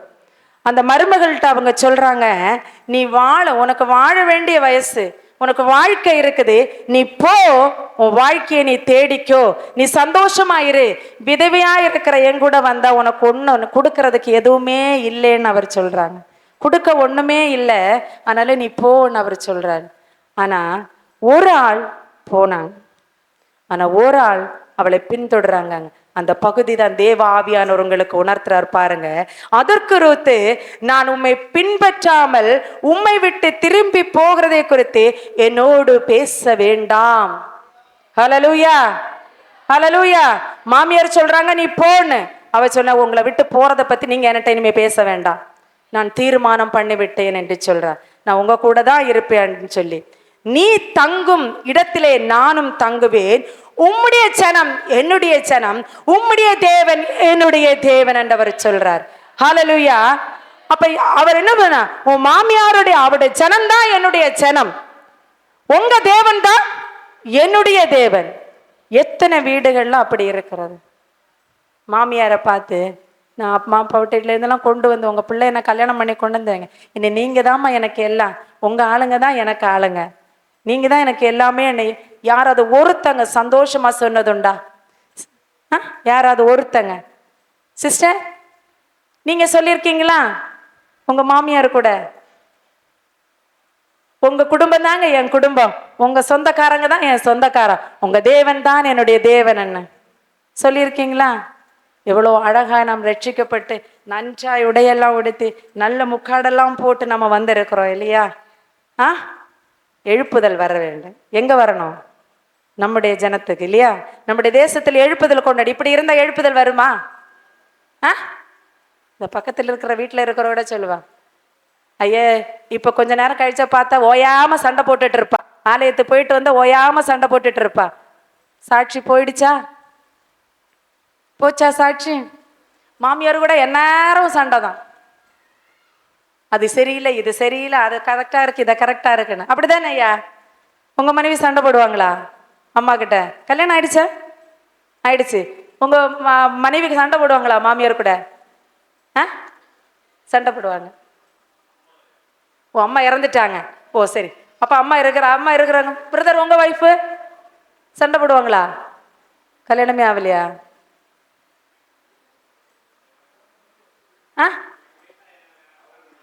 அவருக்கு இல்ல, யாருக்கு இல்லை. நல்லது, நல்ல ஆண்டவருக்கு தெரியும். இருந்தா பிரச்சனை தான். இதுங்களை ஒன்றும் பரலோராஜ்யத்துக்கு கொண்டு போடியாது. மாமியாரை முதல்ல எடுத்துடலான்னு, அப்படித்தானே? இருந்தா பரலோராஜ்யத்துக்கு போக முடியாது. அப்படியாவது பரலோராஜ்யத்து வான்னு சொல்ற. மாமியார் மாமனார் எடுக்கிற, அப்படியாவது நீ பரலோராஜ்யத்துக்கு வா. அப்படி இருந்து வரலையே, எந்நேரம் சண்டை. உங்க அம்மா என்ன வச்சுட்டு போனாங்க? உங்க அப்பா என்ன கொண்டு வந்தாங்க? எதை தந்துட்டு போனாங்க? என்ன சேர்த்து வைக்கிறாங்க? போனாலும் நிம்மதி இல்லை. அம்மா மாமியார் மாமனார் போனாலும் நிம்மதி கிடையாது. என்ன தந்தாங்க? என்ன வச்சுட்டு போனாங்க? என்ன இருக்கு உங்களுக்கு பெருமை பாராட்டுகிறதுக்கு? எனக்கு அருமையான தேவனுடைய பிள்ளை, உன்னை மனைவியாக ஏற்றுக்கொண்டதே பெருமைதான். தேவனுடைய ராஜ்யத்தில் பிரவேசிக்கும்படியாக அழகாய் ஒரு குடும்பத்தை வணைந்தெடுத்திருக்கிறார். அழகாய் அவர் பிள்ளைகளை கொடுத்து உன்னை ஆசீர்வதித்திருக்கிறார். அவர் உன்னை வணைந்தெடுக்கிற தேவனாயிருக்கிறார். உன்னை வணைந்து கொண்டிருக்கிறார். குயவன் கையில களிமண்ணை போல நீ இருக்கிறார். இங்க பாருங்க, ரூத்து ஒரு களிமண்ணாய் அவள் மாறுகிறாள் பாருங்க. ஹல்லேலூயா. அடுத்து சாகிறதுக்கு தன்னை ஒப்பு கொடுக்கிறாள். மரணம் என்னை பிரித்தா மட்டும்தான் பிரிவினை, அல்லாம நான் உங்களை விட்டு போக மாட்டேன். உன் ஜனம்தான் என்னுடைய ஜனம் என்று சொல்றாரு. ஹல்லேலூயா. என்னைக்காவது ஒரு நாள் ஜெபிக்கும் போது இந்த ஆலயத்துல நின்று, எசப்பா இந்த ஜனமெல்லாம் என்னுடைய ஜனமப்பா, நீங்க தான் என் தேவன், உம்மை தவிர எனக்கு ஒரு வேற தேவன் இல்லை. இந்த ஜனத்தை எல்லாம் எனக்கு கொள்ளை பொருளாக கொடுங்கப்பா, திறப்புல இவர்களுக்காக நிற்க வேண்டும் என்று ஜெபிச்சிருக்கோமா? ஜெபிச்சதில்லை. கடந்த மாதம் தான் நினைக்கிறேன், கடந்த மாதத்துல ஒரு சின்ன ஒரு சம்பவத்தை நான் சொல்றேன். அப்போ என்னுடைய சர்ச்சில், நான் கிருபாசன சர்ச்சுக்கு இப்போ போயிட்டு இருக்கிறேன். இப்போ கடந்த 8 மாதங்களா, அது வரைக்கும் நான் சிஎஸ்சி சபையில் ஒரு அங்கமாக இருந்தேன். ஆனால் நான் ரட்சிக்கப்பட்டது 2004. அப்போவே அபிஷேகம் பண்ணி கர்த்தர் என்னை அழைத்தார். இது ஆபிரகாம் அழைத்தது போல. முதல்ல வாழ்பாரு போனார், அடுத்து முதல்ல வான்னு கூட்டாரு, வரல, நான் திரும்ப நீ போன்ட்டாரு. இப்போ போன்னு சொன்னதுக்கு அப்புறம் தான் மைக்கை எடுத்தேன், அது வரைக்கும் எடுக்கல. ஹல்லேலூயா. 14 வருஷம் வனாந்தரத்துல கொடி இந்த பக்கம் ஆடும், அந்த பக்கம் ஆடும், இந்த பக்கம் ஆடும், அலைந்து திரிந்த கொடியாய் நான் வனாந்தரத்துல கடந்தேன். ஹல்லேலூயா. ஆனாலும் கடைசி வரைக்கும் நான் போராடினேன். கடைசி வரையும் நான் போராடினேன். என்னதான் நீ வனாந்திரத்துல எத்தனை புயல் காற்றை நீ அனுப்பினாலும், எத்தனை வறட்சியான நிலங்களை நீ அனுப்பினாலும், என் தேவன் எனக்கு கொடுத்த பாதி மாம்சத்தை ஒரு நாள் நான் விட்டு கொடுக்க மாட்டேன். அதையும் கொண்டுதான் நான் பரலோக ராஜ்யத்தில் பிரவேசிப்பேன் என்று சொல்லி அவர் நீதியாய் எண்ணினார். அவர் செங்கோல் எனக்கு நீட்டி என்னை நீதியாய் எண்ணினார். என்னுடைய பாதி சரீரத்தை எனக்கு மீட்டு கொடுத்தார். உங்களுக்கு முன்பாக இன்றைக்கு நிற்கிறார் சாட்சியாக. ஹல்லேலூயா, ஹல்லேலூயா. நீ சாவு என்று சொன்னாரு. நீ என்ன பெரிய இவளா, என்ன ஜெபம், ஒளியின் தூதன் உங்ககிட்ட இருக்கிறாங்கன்னு சொன்னாங்க. கடந்த மாதத்துல சோதிக்கும் சிஎஸ்சி சபையில இருந்து வந்தேன்ல, சில வேளை கர்த்தர் ஜெபத்தை கேட்காம இருப்பாலோ. கிருபாசன சபை, அது கிருபாசனம். கிருபாசனத்துலலாம் அவ்வளோ சீக்கிரம் எல்லாம் மக்களை ஏமாற்ற முடியாது. தூங்கிட்டு இருக்கிறவங்கள கூட எழுப்பலாம், ஆனால் தூங்குற மாதிரி நடிக்கிறவங்கள நம்ம எழுப்பவே முடியாது, ஒரு நாளும் முடியாது. அந்த இடத்துல கர்த்தர் எனக்கு ஒரு சவாலை கொடுத்தார். அந்த இடத்துல நான் ஜெபிக்க போகும்போது கிட்டத்தட்ட ஒரு 4 மாதம் நான் அந்த ஆலயத்துக்கு கடந்து சென்றிருப்பேன். ஒரு குடும்பம், 2 பிள்ளைகளும், ஒரு கணவனும் மனைவியும் அழுது கொண்டு, நான் பெண்கள் கூடுகைக்காக தினம் நான் போயிருந்தேன் செவ்வாய்க்கிழமை. கடகடன்னு நான் வரும்பொழுது அப்படியே அழுதுட்டே அப்படியே நின்றுட்டு இருக்காங்க. நான் சொன்னேன், என்ன சிஸ்டர் என்ன ஆச்சு அப்படின்னு சொன்னேன். நன்றாய் தெரியும் எனக்கு அவங்கள. அது நடுத்தெருவில் வந்துட்டோம் அப்படின்ட்டாங்க. என்ன நடுத்தெருவில் வந்துட்டீங்கன்னு சொல்றீங்க, அப்படி என்ன நடந்துச்சுது அப்படின்னு கேட்டேன். அப்போ உடனே அவங்க சொன்னாங்க, இல்லை வீடு ஜப்தி செய்துட்டாங்க. 4 மாசமா அங்க போறேன், பெண்கள் கூடுகையில நான் இருக்கிறேன். மற்ற அநேக புதன்கிழமை பைபிள் ஸ்டடி நடக்கும். என் கணவர் தான் பைபிள் ஸ்டடி எடுப்பாங்க. அதுக்கு அந்த ஆலயத்தில் அனுமதிக்கப்பட்டிருக்கு. அவர் அசிஸ்டன்ட் பாஸ்டராக இருக்கிறபடினால அதை தவிர்த்து வெள்ளிக்கிழமை ஆராதனை இருக்கிறது, சனிக்கிழமை ஆராதனை இருக்கிறது, ஞாயிற்றுக்கிழமை ஆராதனை இருக்கிறது. நான் ஒரு நாளும் அந்த ஜெபத்தை அங்கே ஏறெடுத்ததை நான் பார்த்ததில்லை. எல்லோருக்கும் தெரியும் என்று சொன்னாங்க அவங்க. என் வீடு ஜெப்தியில இருக்கிறது எல்லாருக்கும் தெரியும். அப்ப நான் அந்த பாஸ்டருடைய ஒய்ஃப்கிட்ட கேட்டேன், சிஸ்டர் ஒரு நாள் ஜெபிச்சதை நான் கேட்டது இல்லையே சிஸ்டர். அப்ப அவங்க சொன்னாங்க, நீங்க வர்றதுக்கு முன்னாடி ஜெப குறிப்பு நாங்க ஏறெடுத்தோம்னு சொன்னாங்க. உண்மையை சொன்னாங்க. நீங்க வர்றதுக்கு முன்னாடி ஜெபிச்சோம், அதுக்கப்புறம் இப்ப ஜெபத்தை ஏறெடுக்கிறதுன்னு. இப்ப எங்க நிக்கிறாங்க? நடு ரோட்டுல 2 சின்ன பிள்ளைங்க, சின்ன பிள்ளைங்க 2 நடு ரோட்டுல நிக்கிறாங்க. ஆலயத்துல வந்து தஞ்சம் சேர்ந்தார்கள். நான் அவரிடத்துல பாசமாய் கேட்டேன், இத பாருங்க சிஸ்டர், சாக்குல 12 லட்சம் கட்டினாதான் பூட்டு உடைக்கப்படும். 1 மாதம் டைம் கொடுத்தாங்க. 31 நாள் அவங்களுக்கு டைம் கொடுத்தாங்க. இன்னைக்கு அருமையான தேவனுடைய ஜனமே, கடந்த மாதத்துக்கு முந்தின மாதம் 1 மாதத்துக்கு முன்பாக நடந்த காரியத்தை நான் உங்களிடத்தில் நான் சொல்றேன். 31 நாள் அவங்களுக்கு வாய்ப்பை கொடுத்தாங்க. அந்த வீட்டை அடமானத்துல இருந்து எடுக்கிறதுக்கு 1 ரூபாய் எடுக்க இல்லை அவங்க கிட்ட. 12 லட்சத்துக்கு எங்க சிஸ்டர் போவாங்கன்னு சொன்னாங்க. அவரிடத்துல நான் சொன்னேன், ஏசப்பாட்ட ஜோம் பண்ணா சாக்குல கொண்டு வந்து உன்னுடைய வீட்டுல வைக்க மாட்டாரு, இல்ல வேற யார்கிட்டையாவது கொடுத்து அனுப்ப மாட்டாரு. நீ ஜெபிச்சா அந்த வழியை திறப்பாரு. நீ ஜெபிக்கிறதுக்கு ஆயத்தமாவான்னு கேட்டேன். ஆமான்னு சொன்னாங்க. நான் சொன்னேன், நீ நினைக்கிற மாதிரி அல்ல, ஏதோ உனக்கு கிடைக்கிற நேரத்துல வந்து நின்று ஜெபிக்கிறது இல்ல. அதிகாலையில 4 மணிக்கு உன் குடும்பமாய் என்னோடு கூட இந்த ஆலயத்திலே நீ வந்திருந்து ஜெபிப்பாயானால் கர்த்தர் கண்டிப்பா உனக்கு அந்த வாசலை திறப்பாருன்னு சொன்னேன். அவங்க ஜெபிக்க ஆரம்பிச்சாங்க. விசுவாசத்தோடு கூட 2 சின்ன பிள்ளைகளை 3:30 மணிக்கு எழுப்புவாங்க. நீங்க யாராவது செய்வீங்க, பிள்ளைங்க தூங்கட்டுன்னு நினைப்பாங்க. அவங்களுடைய வைராக்கியத்தை நீங்க பாருங்க. இந்த இடத்துல ரூத்தும் எஸ்தரும் எவ்வளவு வைராக்கியமா இருந்தாங்கள் என்று சொல்லி, தன்னுடைய ஜனத்துக்கு விடுதலை வர வேண்டும் என்று சொல்லி நானும் போனேன். நானும் விடிய காத்துல 3:45 நான் எழும்பி 4 மணிக்கெல்லாம் ஆலயத்துல போயிருந்தேன். பாஸ்டருடைய ஒய்ஃபு, அவங்க மனைவி, அவங்களுடைய 2 பிள்ளைகள், நான் அவங்களுடைய சகோதரங்கள்ட்டையும் இன்ஃபார்ம் பண்ணியிருந்தாங்க. அவங்களுக்கு சில நாள் வருவாங்க, சில நாள் வரமாட்டாங்க. ஆனா நாங்க அத்தனை பேரும் 31 நாளும் கரெக்டாய் ஆண்டுடைய சமூகத்துல அந்த 1 மாதம் நாங்கள் நின்று ஜெபித்தோம். 1 மாதம் ஆகிறதுக்கு முன்பாகவே 28 நாட்களிலேயே 12 லட்சத்தையும் கர்த்தர் அடைத்து அந்த வீட்டின பூட்டி கர்த்தர் திறந்தார். ஹல்லேலூயா, ஹல்லேலூயா, ஹல்லேலூயா. நம்ப முடியுதாங்க? 12 லட்சம் ரூபாய் கண்களுக்கு முன்பாக என் கையால நான் எடுத்து கொடுத்தேன். ஹல்லேலூயா, ஹல்லேலூயா. என் கையால நான் ஃபார்ம் ஃபில் பண்ணி கொடுத்தேன் ஆர்டிஜிஎஸ் பண்றதுக்கு. ஹல்லேலூயா. ஜெபித்து கடந்து வருகிறதல்ல, நீ பெற்றுக்கொண்டுதான் எழுவர வேண்டும். அதுதாங்க உன்னை அழைச்சிருக்கிறாரு. நீ பெற்றுக்கொள்ளாம போறதுக்கு இங்க அழைக்கப்படல, நீ பெற்றுக்கொண்டுட்டு தான் போனோம். அப்படி நீ பெற்றுக்கொள்ளாமல் இருக்கிறாய் என்றால் உன்னுடைய ஜெபத்துல ஏதோ ஒரு தவறு இருக்கிறது, உன்னுடைய வேண்டுகோளுக்கு ஏதோ ஒரு தவறு இருக்கிறது, உன்னுடைய வாழ்க்கை வேற பாதையில போய்கொண்டிருக்கிறது. அதை நீ திருப்பிக் கொள் என்று அவர் சொல்லுகிறார். நீ திருப்பி வேகமாக துரிதமாக நீ செயல்படுத்த என்று சொல்லுகிறார். ரூத் அதுதான் சொல்றார், மரணம் தான் பிரிக்கும், உன்னுடைய தேவன் தான் என்னுடைய தேவன், உன் ஜனம் தான் என்னுடைய ஜனம். அவளை வேர்திரித்துக் கொண்டாள், பின்பற்றுகிறவளாய் போனாள். ஹல்லேலூயா. அவள் யாரை பின்பற்றினாள்? மாமியாரை பின்பற்றினாளுங்க. உனக்கு எனக்கு மாமியார் யார் தெரியுமா? யாரு?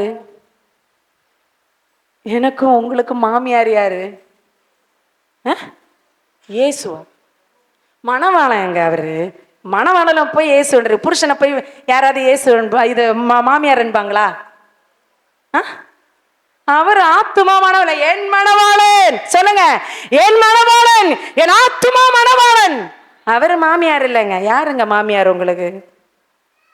என் பிதா, தாயும் தகப்பனுமாயிருக்கிறார். என் தகப்பன் ஒருவனை கூப்பிடாவிட்டால், அழைக்காவிட்டால் ஒருவனும் பரலோக ராஜ்யத்தில் பிரவேசிக்க முடியாது. என் தகப்பன். அப்ப தகப்பனும் தாயும் யாரு? இயேசு கிறிஸ்துவுக்கு பிதா. அப்ப மாமியார் யாரு? அவரு மணவாளன் தானே இயேசு கிறிஸ்து. அப்ப நீ மணவாட்டி. அப்ப மாமியார் யாரு? பிதா. அப்ப யாரை பின்பற்றணும்? இங்க ரூத் என்ன பண்ணாரு? மாமியாரை பின்பற்றினாள். அவள் பின்பற்றி வராளுங்க. அவளை பின்பற்றுகிறாள், சஞ்சரிக்கிறாள், மாமியாரோட சஞ்சரிக்கிறாள். நீ போகிற இடம்லாம் நான் வருவேன், நீ உட்கார இடத்துல நான் உட்காருவேன், நீ சாப்பிட்ற இடத்துல நான் சாப்பாடுவேன். நீங்க யாராவது அப்படி இருக்கிறீங்க? என் தேவனே, ஜீவன் இருக்கிற நாள் மட்டும் உம்முடைய ரத்தத்தினால என்னை கழுவி சுத்திகரித்தீரோ, ஜீவனோட நாள் மட்டும் நான் உம்மோடு கூட சஞ்சரிப்பேன், நான் உம்மோடு கூட சொல்லி. ஹல்லேலூயா. யாராலையும் சொல்ல முடியல. எவ்வளவு பரிதாபம். தாரதாரையாய் கண்ணீர் விட்டாருங்க கல்வாரி சிலுவையில இருந்து கொண்டு. என் தேவனே, இவர்கள் செய்கிறது இன்னதென்று தெரியாமல் செய்கிறார், இவர்களுக்கு நீங்க மன்னியுங்க என்று. ஹல்லேலூயா, ஹல்லேலூயா, ஹல்லேலூயா, ஆமென். பாஸ்டர், அவங்க ஏதோ சொல்லணும்னு நினைக்கிறாங்க.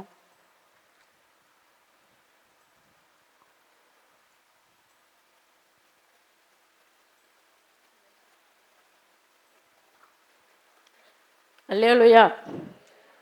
என் மாமியாரோட ஊழியம் 20 வருஷம் அவங்க எடுத்த ஊழியம்தான் இன்னைக்கு இந்த சபையில் என்னை அழிச்சிருக்கு. இப்போ பாஸ்டர் அம்மா சொன்னாங்க, மாமியாரை பின்பற்றுறீங்களா? என் மாமியாரை நான் பின்பற்றுறதுனால தான் இந்த சபையில் நான் நிற்கிறேன். அவங்க உக்காந்த இடத்துல நான் உக்காந்துருக்கேன். என் மாமியாரை கல்யாணத்துக்கு முன்னாடி அவங்க என்னை பின்பற்றுறதுனால தான் இந்த சபையில் நான் நிற்கிறேன். ஆண்டவரை நான் நினச்சது இல்லை, எங்கள் மாமியாரோட ஊழியம்தான் இன்னைக்கு இந்த சபையில் நான் உக்காந்துருக்கேன். நான் மாமியார் பின்பற்றினேன். எங்கள் மாமியாரை பின்பற்றினால தான்மா அந்த சபையில் நான் உட்காந்தேன். ஹல்லேலூயா. உற்சாகமாய் கைகளை தட்டுங்கள். ஹல்லேலூயா. இப்படிப்பட்ட மருமகளும் இந்த காலத்தில் இருக்கிறாங்க இல்லையா? நமக்கு மனதில்லை, மனமில்லை. என்ன மனமில்லை? எப்பவும் புலம்பல் தாங்க நம்முடைய வாழ்க்கை. அதனாலதான் கர்த்தருடைய சமூகத்திலே ஒண்ணுமே பெற்றுக்கொள்ளாமல் இருக்கிறாங்க. அந்த 12 லட்சம் அவங்க பெற்றுக்கொண்டவங்க புலம்பவே இல்லை. அவங்க தப்ப அவங்க உணர்ந்துட்டாங்க. என்னால தாங்க நான் வீட்டை இழந்தேன் என்று சொல்லி. ஹல்லேலூயா, ஹல்லேலூயா. இதுதான் தேவன். அவர் மாமியாரை பின்பற்றினால் பாருங்க, ஏசப்பாவும் அதான் சொல்றாரு, என் பிதாவின் சித்தத்தை செய்யலைன்னா நீ தேவனுடைய ராஜ்யம் கண்டிப்பா பிரவேசிக்க முடியாது. பிதாவினுடைய சித்தத்தை செய்கிறவங்க மட்டும்தான் போக முடியுங்க. அவரே சாட்சி கொடுத்ததுக்கு அப்புறம் போக்கு சொல்ல நமக்கு எந்த வழியும் இல்லை. இல்லையேசப்பா, அப்படி நான் பிரசங்கம் பண்ணி இருக்கிறேன், நான் சொல்லணுமா? நான் எல்லா இடத்திலும் பிரசங்கம் பண்ணிருக்கேன். எத்தனையோ ஆத்துமாக்கள் என் மூலமாக உடைய சமூகத்துல வந்திருக்காங்கன்னு. நானும் பிதாவினுடைய சித்தம் செய்யாவிட்டால் தேவனுடைய ராஜ்யத்திலே பிரவேசிக்க முடியாது. ஹல்லேலூயா. அந்த ஜாக்கிரதை உள்ளவராக இருங்க. எனக்கு அருமையான சகோதரனே, உன் மனைவியினிடத்தில் நீ அன்பு கூறு. எனக்கு அருமையான சகோதரியே, கணவருக்கு கீழ்ப்படிந்திரு. நீ ஒவ்வொரு வேளையும் இந்த ஆலயத்துக்கு வரும்போது இந்த முட்டாங்க போடுற இல்லையா, நீ கிறிஸ்துவனுக்கு கீழ்ப்படிந்ததுக்கு அடையாளம் அது. உன் புருஷனுக்கு நீ கீழ்ப்படிதற்கு. புருஷனுக்கு யார் தலையா இருக்கிறா? கிறிஸ்து தலையா இருக்கிறா. அப்ப புருஷனுக்கு கீழ்ப்படிது யாருக்கு கீழ்ப்படுகிறது? இது எல்லாம் நிழலாட்டம் தான். நீ உண்மையை தெரிஞ்சுக்காம இருந்தேன்னா கஷ்டம். தெரிஞ்சும் தெரியாமல் இருக்கிற பாரு, அது இன்னும் கஷ்டம்.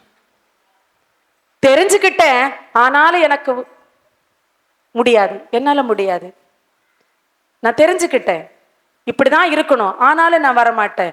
அதனால தவிர ஒரு தடவை பரம ஈவே ருசி பார்த்து அதை விட்டுட்டோம்னா மறுபடி அவங்கள உயிர்ப்பிக்கிறது கூடாத காரியம். கூடமா உயிர்ப்பிக்க? ஒரு காலம் கூடாது, அவர்களை உயிர்ப்பிக்க முடியாது. அப்ப நீங்க ருசி பார்த்தீங்கன்னா விட்டு விடக்கூடாது, ஜாக்கிரதையா இருக்கணும். ரூத்தை போல பின்பற்றுகிறவளா இருக்கணும். ரூத் என்ன செய்தாள்? பின்பற்றினாள். அடுத்தவ என்ன செய்ய? ரூத் 2:2 வாடிங்க. ம் ம் ம் ம் ம் ம். ஹல்லேலூயா. ஒரு அனுமதி கேட்கிறார் பாருங்க. நம்ம ரட்சிக்கப்பட்டதுக்கு என்னைக்காவது தேவனிடத்துல அனுமதி கேட்டு போயிருக்கோமா? அனுமதி நம்ம கேட்டுட்டு ஏதாவது நம்ம செஞ்சிருக்கோமா? ஆனா பின்பற்றுகிறது சாதாரண காரியம் அல்ல. பின்பற்றினால் மட்டும் போதாது, ஒவ்வொரு காரியத்தையும் அனுமதி கேட்டுதான் அவள் செய்கிறாள். ஹல்லேலூயா. பிதாவினிடத்தில் அனுமதி கேட்டுதான் செய்யணும். பிதா உன்னை அனுமதிக்கவில்லை என்றால் நீ ஒன்றும் செய்யக்கூடாது. ஹல்லேலூயா. இப்பொழுது பிதா உங்களுக்கு அனுமதித்திருக்கிறார். 21 நாள் உபவாச ஜெபம். நீ என்ன வேண்டுதலோட வந்தாலும், எஸ்தர் ராஜாத்தியே, நீ என்ன வேண்டுமென்றாலும் கேளு. நீ எதை கேட்டாலும் நான் தரேன். நீ ரூத்தை போல பின்பற்றி வா, நீ பின்பற்றி வா, என்னை கேட்டு செய், என்னை கேட்டு செய். பிதாவினிடத்தில் கேட்டுதாங்க செய்யணும். குமாரன் சொல்றாரு, என் பிதா அருளப்படாமல் நான் ஒன்னும் செய்ய மாட்டேன். அவரு என்னை அனுப்பி இருக்கிறாருன்னு, அவர் செய்ய சொல்றதுதான் அவர் செய்வாரு, வேற ஒன்னும் அவர் செய்ய மாட்டாருன்னு. நம்ம அப்படியா செய்யறோம்? புருஷன் சொல்லாதத நம்ம செஞ்சிருக்கோமா இல்லையா? போவாத, ஒருத்தங்கள்ட்ட பேசாதேன்னு சொல்லுவாங்க, நம்ம செஞ்சிருக்கோமா? நான் செஞ்சிருக்கேன், அவரை மீறி நடந்திருக்கிறேன். அதுக்கு நிறைய நான் அனுபவிச்சும் இருக்கிறேன். நிறைய காரியங்களை நான் அனுபவித்து விட்டேன். என்னுடைய சாட்சி தான் உங்களுக்கு பெரிய காரியத்து. நாளைய தினத்துல நான் முடிந்தால் என்னுடைய சாட்சி நான் செய்றேன். நான் இப்படி பார்க்கிற மாதிரி இல்லை. நான் ஒரு தடவை சொன்னேன்னா அது சொன்னதுதான் கோபம். கர்த்தர் சும்மா என்னை தெரிந்து கொள்ளவில்லை. நான் ஒரு தடவை ஒரு ஆணிடத்துல பெண்ணிடத்துல ஒரு வார்த்தை நான் பேசினேன்னா சாகிற வரைக்கும் என் முகத்துல அவங்க பார்க்க மாட்டாங்க. அந்த வார்த்தை அப்படி இருக்கும், அப்படி பேசுவேன். என் புருஷன் சொன்னா நான் கேட்கவே மாட்டேன். 2 வருஷம் என் புருஷனை ஊருக்கும் என்னை தனியாக வைத்து ஆண்டவர் என்னை பழக்க வைத்தார். அந்த நேரம் ஒவ்வொரு நிமிஷமும், ஒவ்வொரு வினாடியும், ஒவ்வொரு நேரமும் அவருடைய வாயிலிருந்து புறப்பட்டு வந்த வார்த்தைகள் என்னை பாதுகாத்தது. தனியாக சென்னை பட்டணத்துல 2 வருஷம் நான் இருந்தேன். அன்றைக்கெல்லாம் என் கணவர் எனக்கு சொன்ன காரியங்கள் என்னை பாதுகாத்தது. எவ்வளவு மேலான வாக்கியம் பாருங்க. உன் புருஷன் சொல்ற வார்த்தைய நீ கீழ்ப்படியல என்றா உன்னை நீ இழந்து போக வேண்டியது இருக்கும். ஹல்லேலூயா. கணவனும் மனைவியும் 2 அல்லங்க, 1. புருஷன் தன் தகப்பனையும் தாயும் விட்டு பிரிந்து மனைவியோடு கூட இசைந்திருப்பாளாக. அவர்கள் இருவரல்ல ஒரே சரீரம். 2 சரீரம் அல்ல, ஒரே சரீரம், ஒரே மாமிசம். இன்னைக்கு நான் நிற்கிறேன்னா நான் என்னோட ஆவியானவர் என்னை பழக்க வைத்து எனக்கு சொல்லிக் கொடுத்த காரியங்களை இங்க நான் உங்களுக்கு சொல்லிக் கொண்டிருக்கிறேன். ஆனால் அதே விஷயத்தை அவருடைய நாவிலிருந்தும் வந்தது. ஹல்லேலூயா. ஒரே மாமிசம்ங்க, ஒரே சிந்தைங்க, ஒரே மாதிரி தான் இருக்கணும். அதுதாங்க விட்டு கொடுத்து போக வேண்டும். அன்றைக்கு ஏவாள் அதை செய்திருந்தால் நம் கர்ப்ப வேதனை பற்றி வர வேண்டிய அவசியம் இல்லை. பிள்ளை பேற்றினால் நம்முடைய சாபம் நமக்கு நீங்கிறது. ஹல்லேலூயா. பவுல் அழகா சொல்லி இருக்கிறாரு, பிள்ளை பேற்றினால் அந்த சாபத்தை நாம பாற்றுகிறோம் என்று சொல்லி. அப்ப கோதுமை மணியானது மடிந்தால் ஒழிய அது பலன் கொடுக்காது. அது தனித்து நிற்குமானால் அது விழுந்து போய்விடும். ரூத்து தனியா போயிருந்தா அவ ஒரு விதவைங்க. எத்தனை பேர் எப்படியெல்லாம் பேசி இருப்பாங்க சொல்லுங்க பார்க்கலாம். எத்தனை பேர் எப்படியெல்லாம் பேசி இருப்பாங்க. எஸ்தர் ராஜாத்தி மடிந்து ஆத்துமாக்களை சம்பாதித்தாள். ரூத்து மாமியாரை பின்தொடர், அவள் தனித்திருக்காமல் மாமியாரோடு கூட அவள் பின்தொடர்ந்தபடியினால், அவள் பின்பற்றினபடியினால், மாமியாருடைய அனுமதி கேட்டு அவள் போனாள். என்றைக்காவது நாம் அனுமதி கேட்டு இருக்கோமா?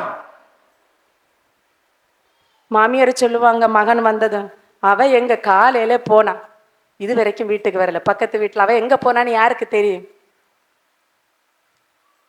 யாருக்கு தெரியும்? சொல்லிவிட்டு செல்லுங்கள். ஏன் இந்த உறவுகளை உங்களுக்கு வைத்திருக்கிறார் என்றால் உன் ஆத்துமா பாதுகாக்கும்படியாக, உன் ஆத்துமாவை வஞ்சிக்கப்படாதபடிக்கு பாதுகாக்கும்படி. நான் சொன்னேன், நேற்று தினத்துல எனக்கு ஒரு போன் வந்ததுன்னு. 1.5 வருஷம் தாங்க ஆகுது திருமணமாகி. எனக்கு 20 வருஷங்கள் முடிந்தது. ஒரு நாள் கூட பிரிந்து நின்றதில்லை. சண்டை போட்டுருக்கிறேன், சண்டை போட்டு போயிட்டு அம்மா வீட்டுக்கெல்லாம் போயிட்டு உடனே வந்துடுவேன். அதெல்லாம் செய்வேன். நீங்க அப்படி இல்லை, சாதாரணமாலாம் இங்க நிக்கல. நான் சண்டை போட்டு எல்லாத்தையும் தூக்கிட்டு போயிடுவேன். போயிட்டு அங்க இருந்து என்ன ஆகும் தெரியுமா? அடிச்சு துரத்திடுவாங்க. ஒரு நாளும் அடைக்கலம் கொடுத்ததில்ல. எப்ப என்ன வேகத்துல வந்தியோ அதே வேகத்துல போன்பாங்க. அதே வேகத்துல நான் அதே வேகத்துல திரும்ப வந்ததுனால அதே வேகத்துல ஒரு ஆத்துமாவை பெற்று கொடுத்தார் தேவன். அந்த ஆத்துமா அழிவிலிருந்து கர்த்தரை தேற்றி எடுத்தார். ஹல்லேலூயா. உங்களுக்கு முன்பாக நிற்கிறாரல்ல, அவருடைய சாட்சி. அவர் முடிந்தால் சிம்பிளா நாளை தினத்துல உங்களிடத்துல அவர் கூறுறதுக்கு முடிந்தால் கர்த்தர் அனுமதித்தால், பாஸ்டர்மா கேட்டாங்க உங்க சாட்சியை சொல்லுங்க என்று. ஆனால் தேவன் அனுமதித்தா நான் சொல்றேன். எல்லா இடத்துலயும் என்னுடைய சாட்சிகளை நான் சொல்லுகிறது இல்லை. என்னை தேவன் அனுமதிக்கிறது இல்லை. இந்த இடத்துல உங்களுக்கு சொல்ல வேண்டிய காரியத்துல எனக்கு பிதா என்ன சொல்றாரோ அதை தான் நம்ம செய்யணும். கொடுக்கப்படுறது தான் நம்ம பேசணும். அல்லாததை எனக்கு அனுமதி இல்லாததை நான் சொல்ல முடியாது. இடையில என்னுடைய காரியங்களை நான் சொல்றேன்னா அது ஆவியானவர் ஏவப்படுகிறதுனால சொல்றேன். சரிங்களா? அப்ப அதே வேகத்துல நீ வந்தா என்ன பண்ணுவ? உன் புருஷனை ஆதாயப்படுத்திக் கொள்வ. இல்ல போன போக்கே நீ போனேன்னா, அந்த பிரதர் சொல்றாங்க, சிஸ்டர் போனா, எங்க அம்மா போனாங்க, என் சகோதரி போனா, என் தகப்பனார் போனாங்க, நான் போனேன், அழைத்தும் அவள் வரவில்லை என்று சொல்லி. இன்னைக்கு நான் துணிகரமாய் போகிறேன். நேற்றைய தினத்தில் அந்த பையன் சொல்ல, நான் துணிகரமா போறேன், ஏன் மனைவி எனக்கு வேணும், அவ என்ன அவமானப்படுத்தினாலும் பரவாயில்ல, அவளை திருப்பி கொள்ளுகிறதுக்கு நான் போகிறேன் என்று சொல்லி அவ போகிறான். எங்கேயோ நம்ம கேட்டது மாதிரி இல்ல. அன்னைக்கு ஆதாமும் அதுதான் செஞ்சான். என் மனைவிய பழத்தை சின்ன செத்து போயிட்டா, குடு, நானும் அந்த பழத்தை கொடுத்தான், அவனும் சாப்பிட்டான், அவனும் செத்தான். ஹல்லேலூயா, ஹல்லேலூயா. ஆனா புதிய ஏற்பாடு சபைக்கு அப்படி அல்ல.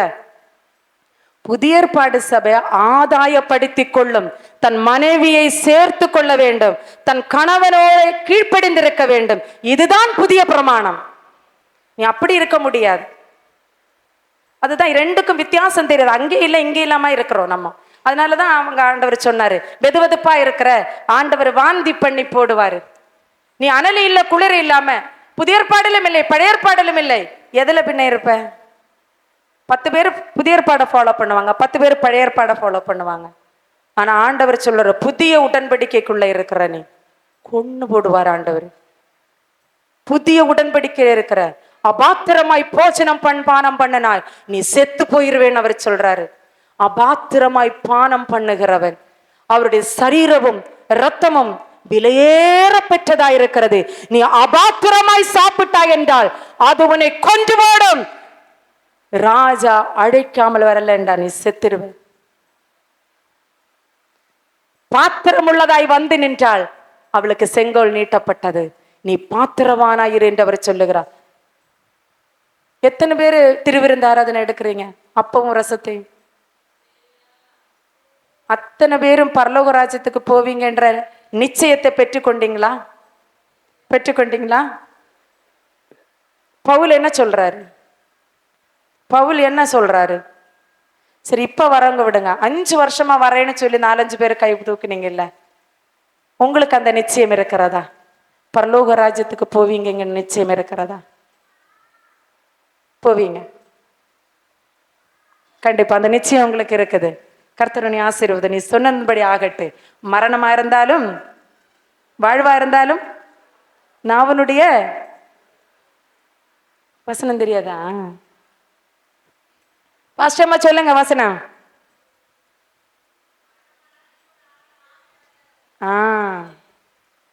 நான் அவனுடைய பிரதியுத்தரத்தில் இருக்க. நான் அவனுடைய நம்ம என்ன சொல்லுவோமோ சும்மாவாங்களே சொல்லியிருக்கலாம் இல்லைங்க.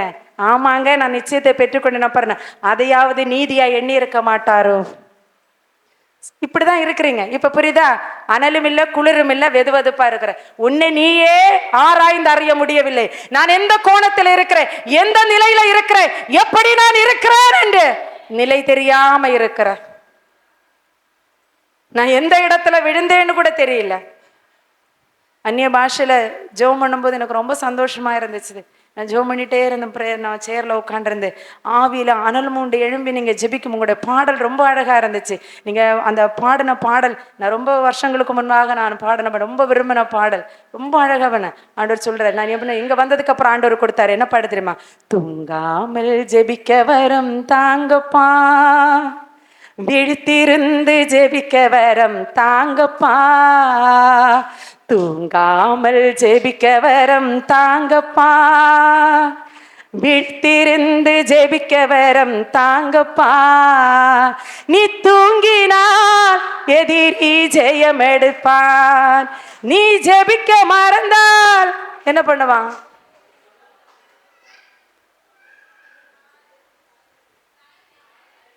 விதைச்சிட்டானா இல்லையா? விதைச்சானா இல்லையா? நீ ஜெபிக்க மறந்தால் எதிரி களை விதைப்பான். தூங்காமல் ஜெபிக்க வரம் தாங்கப்பா, விழித்திருந்து ஜெபிக்க வரம் தாங்கப்பா.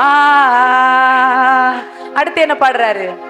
தானியேல் போல திறப்பில நிற்கணும், தானியேல் போல.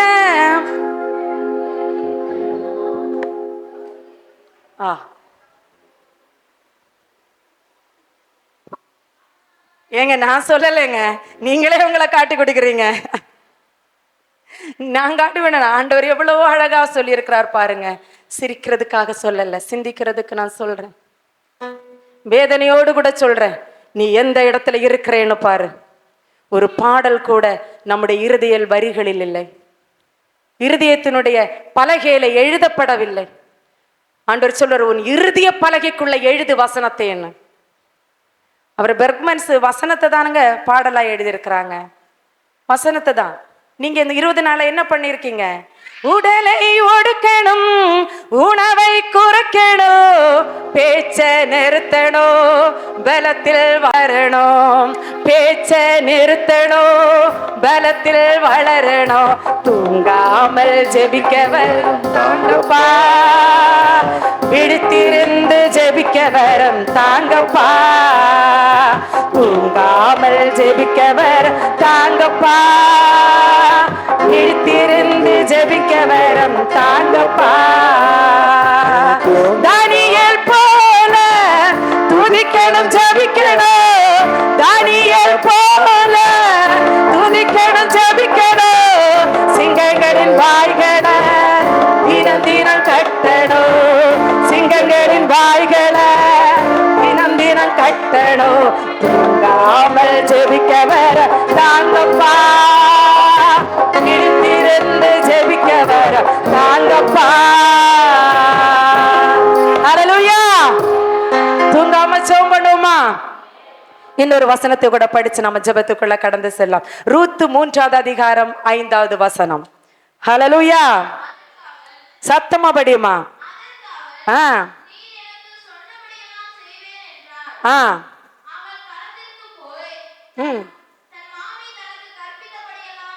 ஹல்லேலூயா, ஹல்லேலூயா.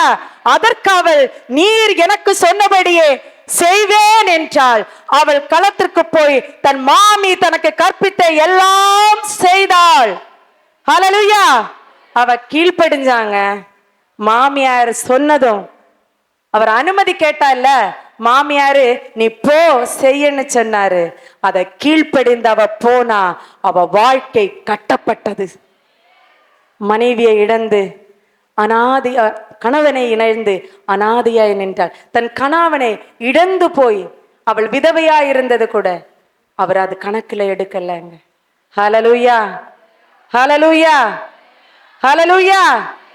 எங்க விழுந்தியோ அங்க எழும்பி நீ நின்றேன்னா கட்டப்படுவாய். நீ பிதாவுக்கு பின்பற்றி, பிதாவை நீ பின்பற்றி அவரிடத்தில் அனுமதி கேட்டு நீ அதை கீழ்ப்படிந்து செய்வாயாகில் உன்னுடைய வாழ்க்கை கட்டப்படும். ஹல்லேலூயா. உனக்கு நின்னுடைய ஆத்துமா அனலற்று போயிருக்கிறதா? உன்னுடைய ஆத்துமா அனல் இல்லாமல் இருக்கிறதா? அது அவர் அனல் மூட்டி எழுப்புவார் என்றவர் சொல்றார். நீ அவருடைய கட்டளைக்கு கீழ்ப்படி என்றவர் சொல்லுகிறார். எஸ்தர் கீழ்ப்படிந்தது போல, எஸ்தர் ராஜாத்தி எப்படி அவள் மன்றாடினாலோ, எப்படி விருந்து ஆயத்தப்படுத்தினாலோ, நீ தேவனுக்கு முன்பாக விருந்து ஆயத்தப்படுத்து. நீ உன் ஆத்துமாவை பரிசுத்த பண்ணிக்கொடு. அதுதான் புத்தியுள்ள ஆராதனை. நீ பரிசுத்தப்படுத்திக்கொள், உன்னை நீ ஆயத்தப்படுத்திக்கொள். உன்னுடைய எல்லா தவறுகளையும், உன்னுடைய பாவங்களை நீ கழுகு. திரும்பவும் ஒரு விசை கூட மறுபடி நம் தேவனுடைய சமூகத்துல கழுவுங்கப்பா, கழுவுங்கப்பா, கழுவுங்கப்பா, கழுவுங்கப்பான்னு கேட்கறத விட நீ அந்த பாவத்தை பாராமல் இருந்தால் நலமாயிருக்கும் அல்லவா? உன்னுடைய மாம்சம் கோதுமை மணி போல செத்தால் நீ தனித்திருந்தாய், விழுந்து போவாய். ரூத்து தனித்து நிற்கவில்லை, தன் மாமியாரோடு கூட போனாள். அவள் வாழ்க்கை கட்டப்பட்டது. எஸ்தர் ராஜாத்தி தனித்து நிற்கவில்லை. அவள் தாதிமார்கள் எல்லாரும், அவருடைய ஜனங்கள் எல்லாரும் அவளோடு கூட உபவாசம் பண்ணினார்கள். அவளுடைய வேண்டுதல் கேட்கப்பட்டது. ஹல்லேலூயா. அதே ராஜா தான் அந்த கட்டளையை புறப்படுவித்தார். அதே ராஜா அந்த கட்டளையை எடுத்தார். ஹல்லேலூயா, ஹல்லேலூயா. உன்னை கொல்லும்படியாக அவர் ஒப்பு கொடுத்தா கூட நீ ஒப்புரவானால் கர்த்தர் உன்னை மீட்டுக் கொள்ளுவார். நிச்சயமாகவே கர்த்தர் உன்னை மீட்டுக் கொள்ளுவார். ஹல்லேலூயா. எத்தனை பேர் அதை விசுவாசிக்கிறீங்க? ஹல்லேலூயா. சத்தமாய் சொல்லுங்க பாப்போம். ஹல்லேலூயா. பவுலை போல சிறையில ஜெபிக்கணும், கதவுகள் திறக்கணும், கட்டுகள் நீங்கணும். பவுலை போல சிறையில ஜெபிக்கணும், கதவுகள் திறக்கணும், கட்டுகள் நீங்கணும்.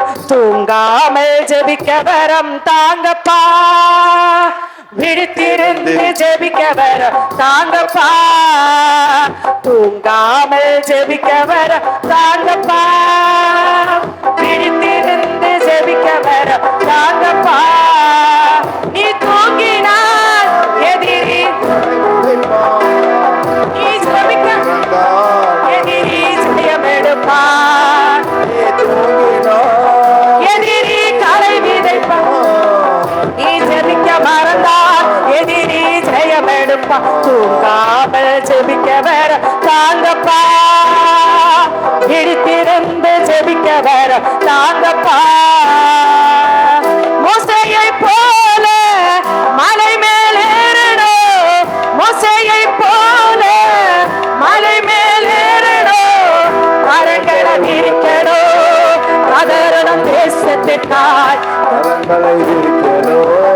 கதறணும் தேசத்திற்காய். தூங்காமல் ஜெபிக்க வர தாங்கப்பா, இடித்திருந்து ஜெபிக்க வர தாங்கப்பா, தூங்காமல் ஜெபிக்க வர தாங்கப்பா, இடித்திருந்து ஜெபிக்க வர தாங்கப்பா. அன்னாளை போல கண்ணீரை வடிக்கணும், அன்னாளை போல கண்ணீரை வடிக்கணும், சமூகலை காணும் வர இதயத்தை ஊற்றணும், சமூகலை காணும் வர இதயத்தை ஊற்றணும். தூங்காமல் ஜெபிக்க வர தாங்கப்பா, இடித்திருந்து ஜெபிக்க வர தாங்கப்பா, தூங்காமல் ஜெபிக்க வர தாங்கப்பா, இடித்திருந்து ஜெபிக்க வர தாங்கப்பா. நான் தூங்கினால் எதிரி களை விதைப்பான், ஜெபிக்க மறந்தால் எதிரி எடுப்பான். நான் தூங்கினால் எதிரி களை விதைப்பான், ஜெபிக்க மறந்தால் ஜெயம் எடுப்பான். தூங்காமல் ஜெபிக்க வர ஜெபிக்க வரம் தாங்கப்பா. நீ தூங்கினால் எதிரி ஜெயம் எடுப்பான், நீ ஜெபிக்க மறந்தால் அவனுடைய கலைகள், ஓ எதிரினுடைய கலைகள் உனக்கு முன்பாக விதைக்கப்படும். மகளே, நீ இருக்கிற இடத்துல முழங்கால் படிப்போடு, கர்த்தரனோடு கூட பேசுகிறவராயிருக்கிறார். ஓ தானியேலை போல, தானியேலை போல, ஐயோ 3 வேளை நான் கதறுகிறேன் அப்பா, எனக்கு விடுதலை இல்லை, ஐயோ நான் கதறுகிறேன், என் ஆத்துமா விடாய்த்து போகிறது, என் ஆத்துமா சோர்ந்து போகிறது. என் தேவனே, நான் திறப்பிலே நிற்கிறேன் அப்பா, என் ஆத்துமா சோர்ந்து போகிறது அப்பா, என் பலம் குன்றி போகிறது அப்பா, என் கணவருக்கு மீட்பில்லை தேவன் அப்பா, என் குடும்பத்துக்கு ஆசீர்வாதம் இல்லை அப்பா, ஐயோ கடன் தொல்லை என்னை நெருக்குகிறது தேவன் அப்பா, நான் எப்படி இதில் இருந்து ஆண்டவரே காப்பாற்றப்படுவேன், நான் எப்படி தேவனே நான் காப்பாற்றப்படுவேன் என்று சொல்லி எஸ்தர் ராஜாத்தியை போல, ஐயோ நான் செத்து போய் விடுவேன், என்னை கொன்னிடுவாங்க, எதிரிகள் எல்லாம் என்னை சூழ்ந்து கொள்ளுவார்கள். ஹல்லேலூயா. ஒரு எஸ்தரை போல எழும்பி நில் என்றவர் சொல்லுகிறார். தைரியமாய் நீ தைரியமாய் உன்னுடைய வாழ்க்கையை நீ கட்டுவாய், நீ தைரியமாய் நீ கட்டுவாய், உனக்கு அந்த தைரியம் இருக்கிறது என்றவர் சொல்லுகிறார். உனக்கு இருக்கிற இந்த பலத்தோடு கூட எழும்பி வா என்றவர் சொல்லுகிறார். நான் உன்னை தேசத்தை கட்டுவிப்பேன் என்று சொல்லி, நான் உன்னுடைய குடும்பத்தை கட்டுவேன் என்று சொல்லி, நான் உன்னை நினைத்திருக்கிறேன் என்றவர் சொல்லுகிறார். ஹல்லேலூயா. உம்மை நன்றியோடு கூட துதிக்கிறோம் தேவனே. தேவன் சொல்லுகிறார், உன் நினைவுகள் அல்ல என்னுடைய நினைவுகள், உன்னுடைய சிந்தனையும் அல்ல என்னுடைய சிந்தனைகள்.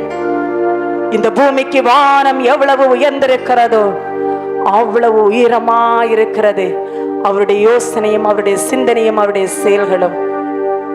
எனக்கு அருமையான மகனே, நீ நினைக்கிறதெல்லாம் சாதித்து விடலாம் என்று சொல்லி, உன்னுடைய எண்ணங்கள் எல்லாம் நிறைவாகும் என்று சொல்லி, ஆனால் ஆண்டவர் இப்பொழுது சொல்லுகிறார், உன் வாழ்க்கையிலே கொஞ்சம் மாத்தி யோசி என்று அவர் சொல்லுகிறார். நீ உன்னுடைய வாழ்க்கையில் இப்பொழுது முடிவெடுத்திருக்கிறாய், அதை நீ கொஞ்சம் மாற்றி யோசி என்று அவர் சொல்லுகிறார். ஓ நினைவல்ல என்னுடைய நினைவே, நீ கஷ்டம் என்று நினைக்கிறது நான் லேசாக மாற்றுவேன், நான் லேசாக நினைக்கிறது உனக்கு கடினமாயிருக்கிறது என்று அவர் சொல்லுகிறார். ஓ நன்றியோடு கூடமே துதிக்கிறோம் தேவன் அப்பா. பாரமான யாவற்றையும் உதறி தள்ளிவிட்டு லக்கை நோக்கி நீ ஓடு என்று அவர் சொல்லுகிறார். உன்னுடைய லக்கு உலகத்தை நோக்கி இருக்கிறது. அவர் சொல்றார், என் சிந்தனை அதல்ல, உன்னுடைய லக்கு பரலோகத்தை நோக்கி இருக்க வேண்டும் என்று. நீ எதை நாடுகிறது ஓடுகிறாய், எதை பிடிக்க வேண்டும் ஓடுகிறாய். ஓ இந்த ராஜ்யத்திலே எந்த இடத்துல நீ போனாலும் நீ பிடிக்க வேண்டும் என நினைக்கிறதே நடக்காது மகனே. கர்த்தர் சொல்லுகிறார், அவருடைய சமூகத்திலே வா என்று சொல்லி நன்றியோடு கூடமே துதிக்கிறோம். அவரை பின்பற்றி வா என்று அவர் சொல்லுகிறார். அவருடைய கட்டளைக்கு நீ கீழ்ப்படி என்று அவர் சொல்லுகிறார். ரூத் எப்படி பின்பற்றினாலோ அப்படியே பிதாவுடைய கட்டளைகளுக்கு நீ பின்பற்றினாய் என்றால் நிச்சயம் நீ நினைக்கிற காரியத்தை அவர் முடித்து தருவார். ஹல்லேலூயா. நன்றியோடு கூடமே துதிக்கிறோம் கர்த்தாவே. ஆண்டவரே, இந்த வேளையிலே தேவன் அப்பா உம்முடைய சமூகத்திலே நாங்கள் நிற்கிறோம் ராஜா. அப்பா, கோதுமை மணியானது நிலத்தில் விழுந்து மடியாவிட்டால் அது தனித்து நிற்கும் தேவன் அப்பா. மடிந்ததே ஆனால் மிகுந்த பலனை கொடுக்கும் அப்பா. அது மட்டும் இல்லாமல் தன் ஆத்மாவை ரட்சிக்க வேண்டும் என்று நினைக்கிறவன் அதை இழந்து போவான். அதை இழந்தால் அதை ரட்சித்துக் கொள்வான் அப்பா. என் தேவனே, உலகத்துல நீ எவ்வளவு கொடுமுடியில சென்று நீ எவ்வளவு சம்பாதித்தாலும் சரி, இல்லை நீ சம்பாதிக்காமல் உன்னுடைய தாளந்தை புதைத்து வைத்தாலும் சரி, தேவன் சொல்லுகிறார், நீ மடியாவிட்டால் நீ தனித்து நின்று விடுவாய் என்று சொல்லி. தனித்து நீ நின்றால் நீ உலர்ந்து போய் விடுவாய். ஒரு நாளும் வறட்சி உன் வாழ்க்கை விட்டு மாறாது மகளே, ஒரு நாளும் மாறாது. ஐயோ, என் சரீரம் முழுவதும் பாரமாயிருக்கிறது, என் சரீரம் முழுவதும் வேதனையாயிருக்கிறது, என் சரீரம் முழுவதும் அப்பா சகிக்க கூடாத வேதனை அப்பா. நான் என்ன செய்வேன்? நான் உமக்காக நான் ஓடணும் இல்ல அப்பா, நான் உங்க வேலையை செய்யணும் இல்ல அப்பா. இப்படி என்னுடைய சரீரம் பலகீனமற்றிருந்தால் நான் எப்படி ஓடுவேன்? நான் எப்படி ஆண்டவரை திறப்புல நிற்க முடியும் ராஜா? ஆனாலும் என் மகனே, என் மகளே, உனக்கு கர்த்தர் சொல்லுகிறார், என் பலன் உனக்கு போதும் என்று அவர் சொல்லுகிறார். சரீரத்தை அழிக்கிறவனுக்கு அல்ல, ஆத்துமையை அழிக்கிறவனுக்கு நீ பயப்படு. சரீரத்தை அவன் தொடுவான், அது ஒன்றே செய்ய முடியாது. உன் ஆத்துமாவை காப்பாற்றுகிறதுக்கு வல்லவராயிருக்கிறவருக்கு பயப்படு என்று அவர் சொல்றார். என் வசனத்துக்கு பயப்படுகிறவனை நான் நோக்கி பார்க்கிறேன் என்று சொல்லி தேவனுடைய வார்த்தைக்கு நீ பயப்படு. கர்த்தர் உன்னை ஆசீர்வதிப்பார். ஹல்லேலூயா. உம்மை நன்றியோடு கூட துதிக்கிறோம் ராஜா. ஆண்டவரே, இந்த கோதுமை விதைகளை ஆண்டவரே உமக்கென்று விதைக்கிறார்கள் கர்த்தாவே. என் தேவனே, 30, 60, 100 பலன் கொடுக்க கர்த்தர் நீர் ஆசீர்வதிப்பீராக. கேட்ட சத்தியத்தின் மூலமாக உடைய இருதயங்களை ஆண்டவரே கர்த்தர் நீர் திறந்தருள்வீராக. அது பலன் கொடுக்கட்டும் ஆண்டவரே. ஆண்டவரே, வருகையிலே உம்மோடு கூட புறப்பட்டு வர இவர்களை நீர் ஆயத்தப்படுத்தும். நாளைய தினத்து கூட்டத்தை நீர் ஆசீர்வதிப்பீராக. அப்பா, பாஸ்டரின் குடும்பத்தினுடைய கருத்தில் தருகிறோம், நீர் பொறுப்படுத்திக் கொள்ளும். துதி கன மகிமையெல்லாம் உமக்கு ஒருவருக்கு ஏறெடுத்துக்கொண்டு இயேசு கிறிஸ்துவின் மூலம் ஜெபத்தை கொள்ளும் நல்ல பிதாவே, ஆமென்.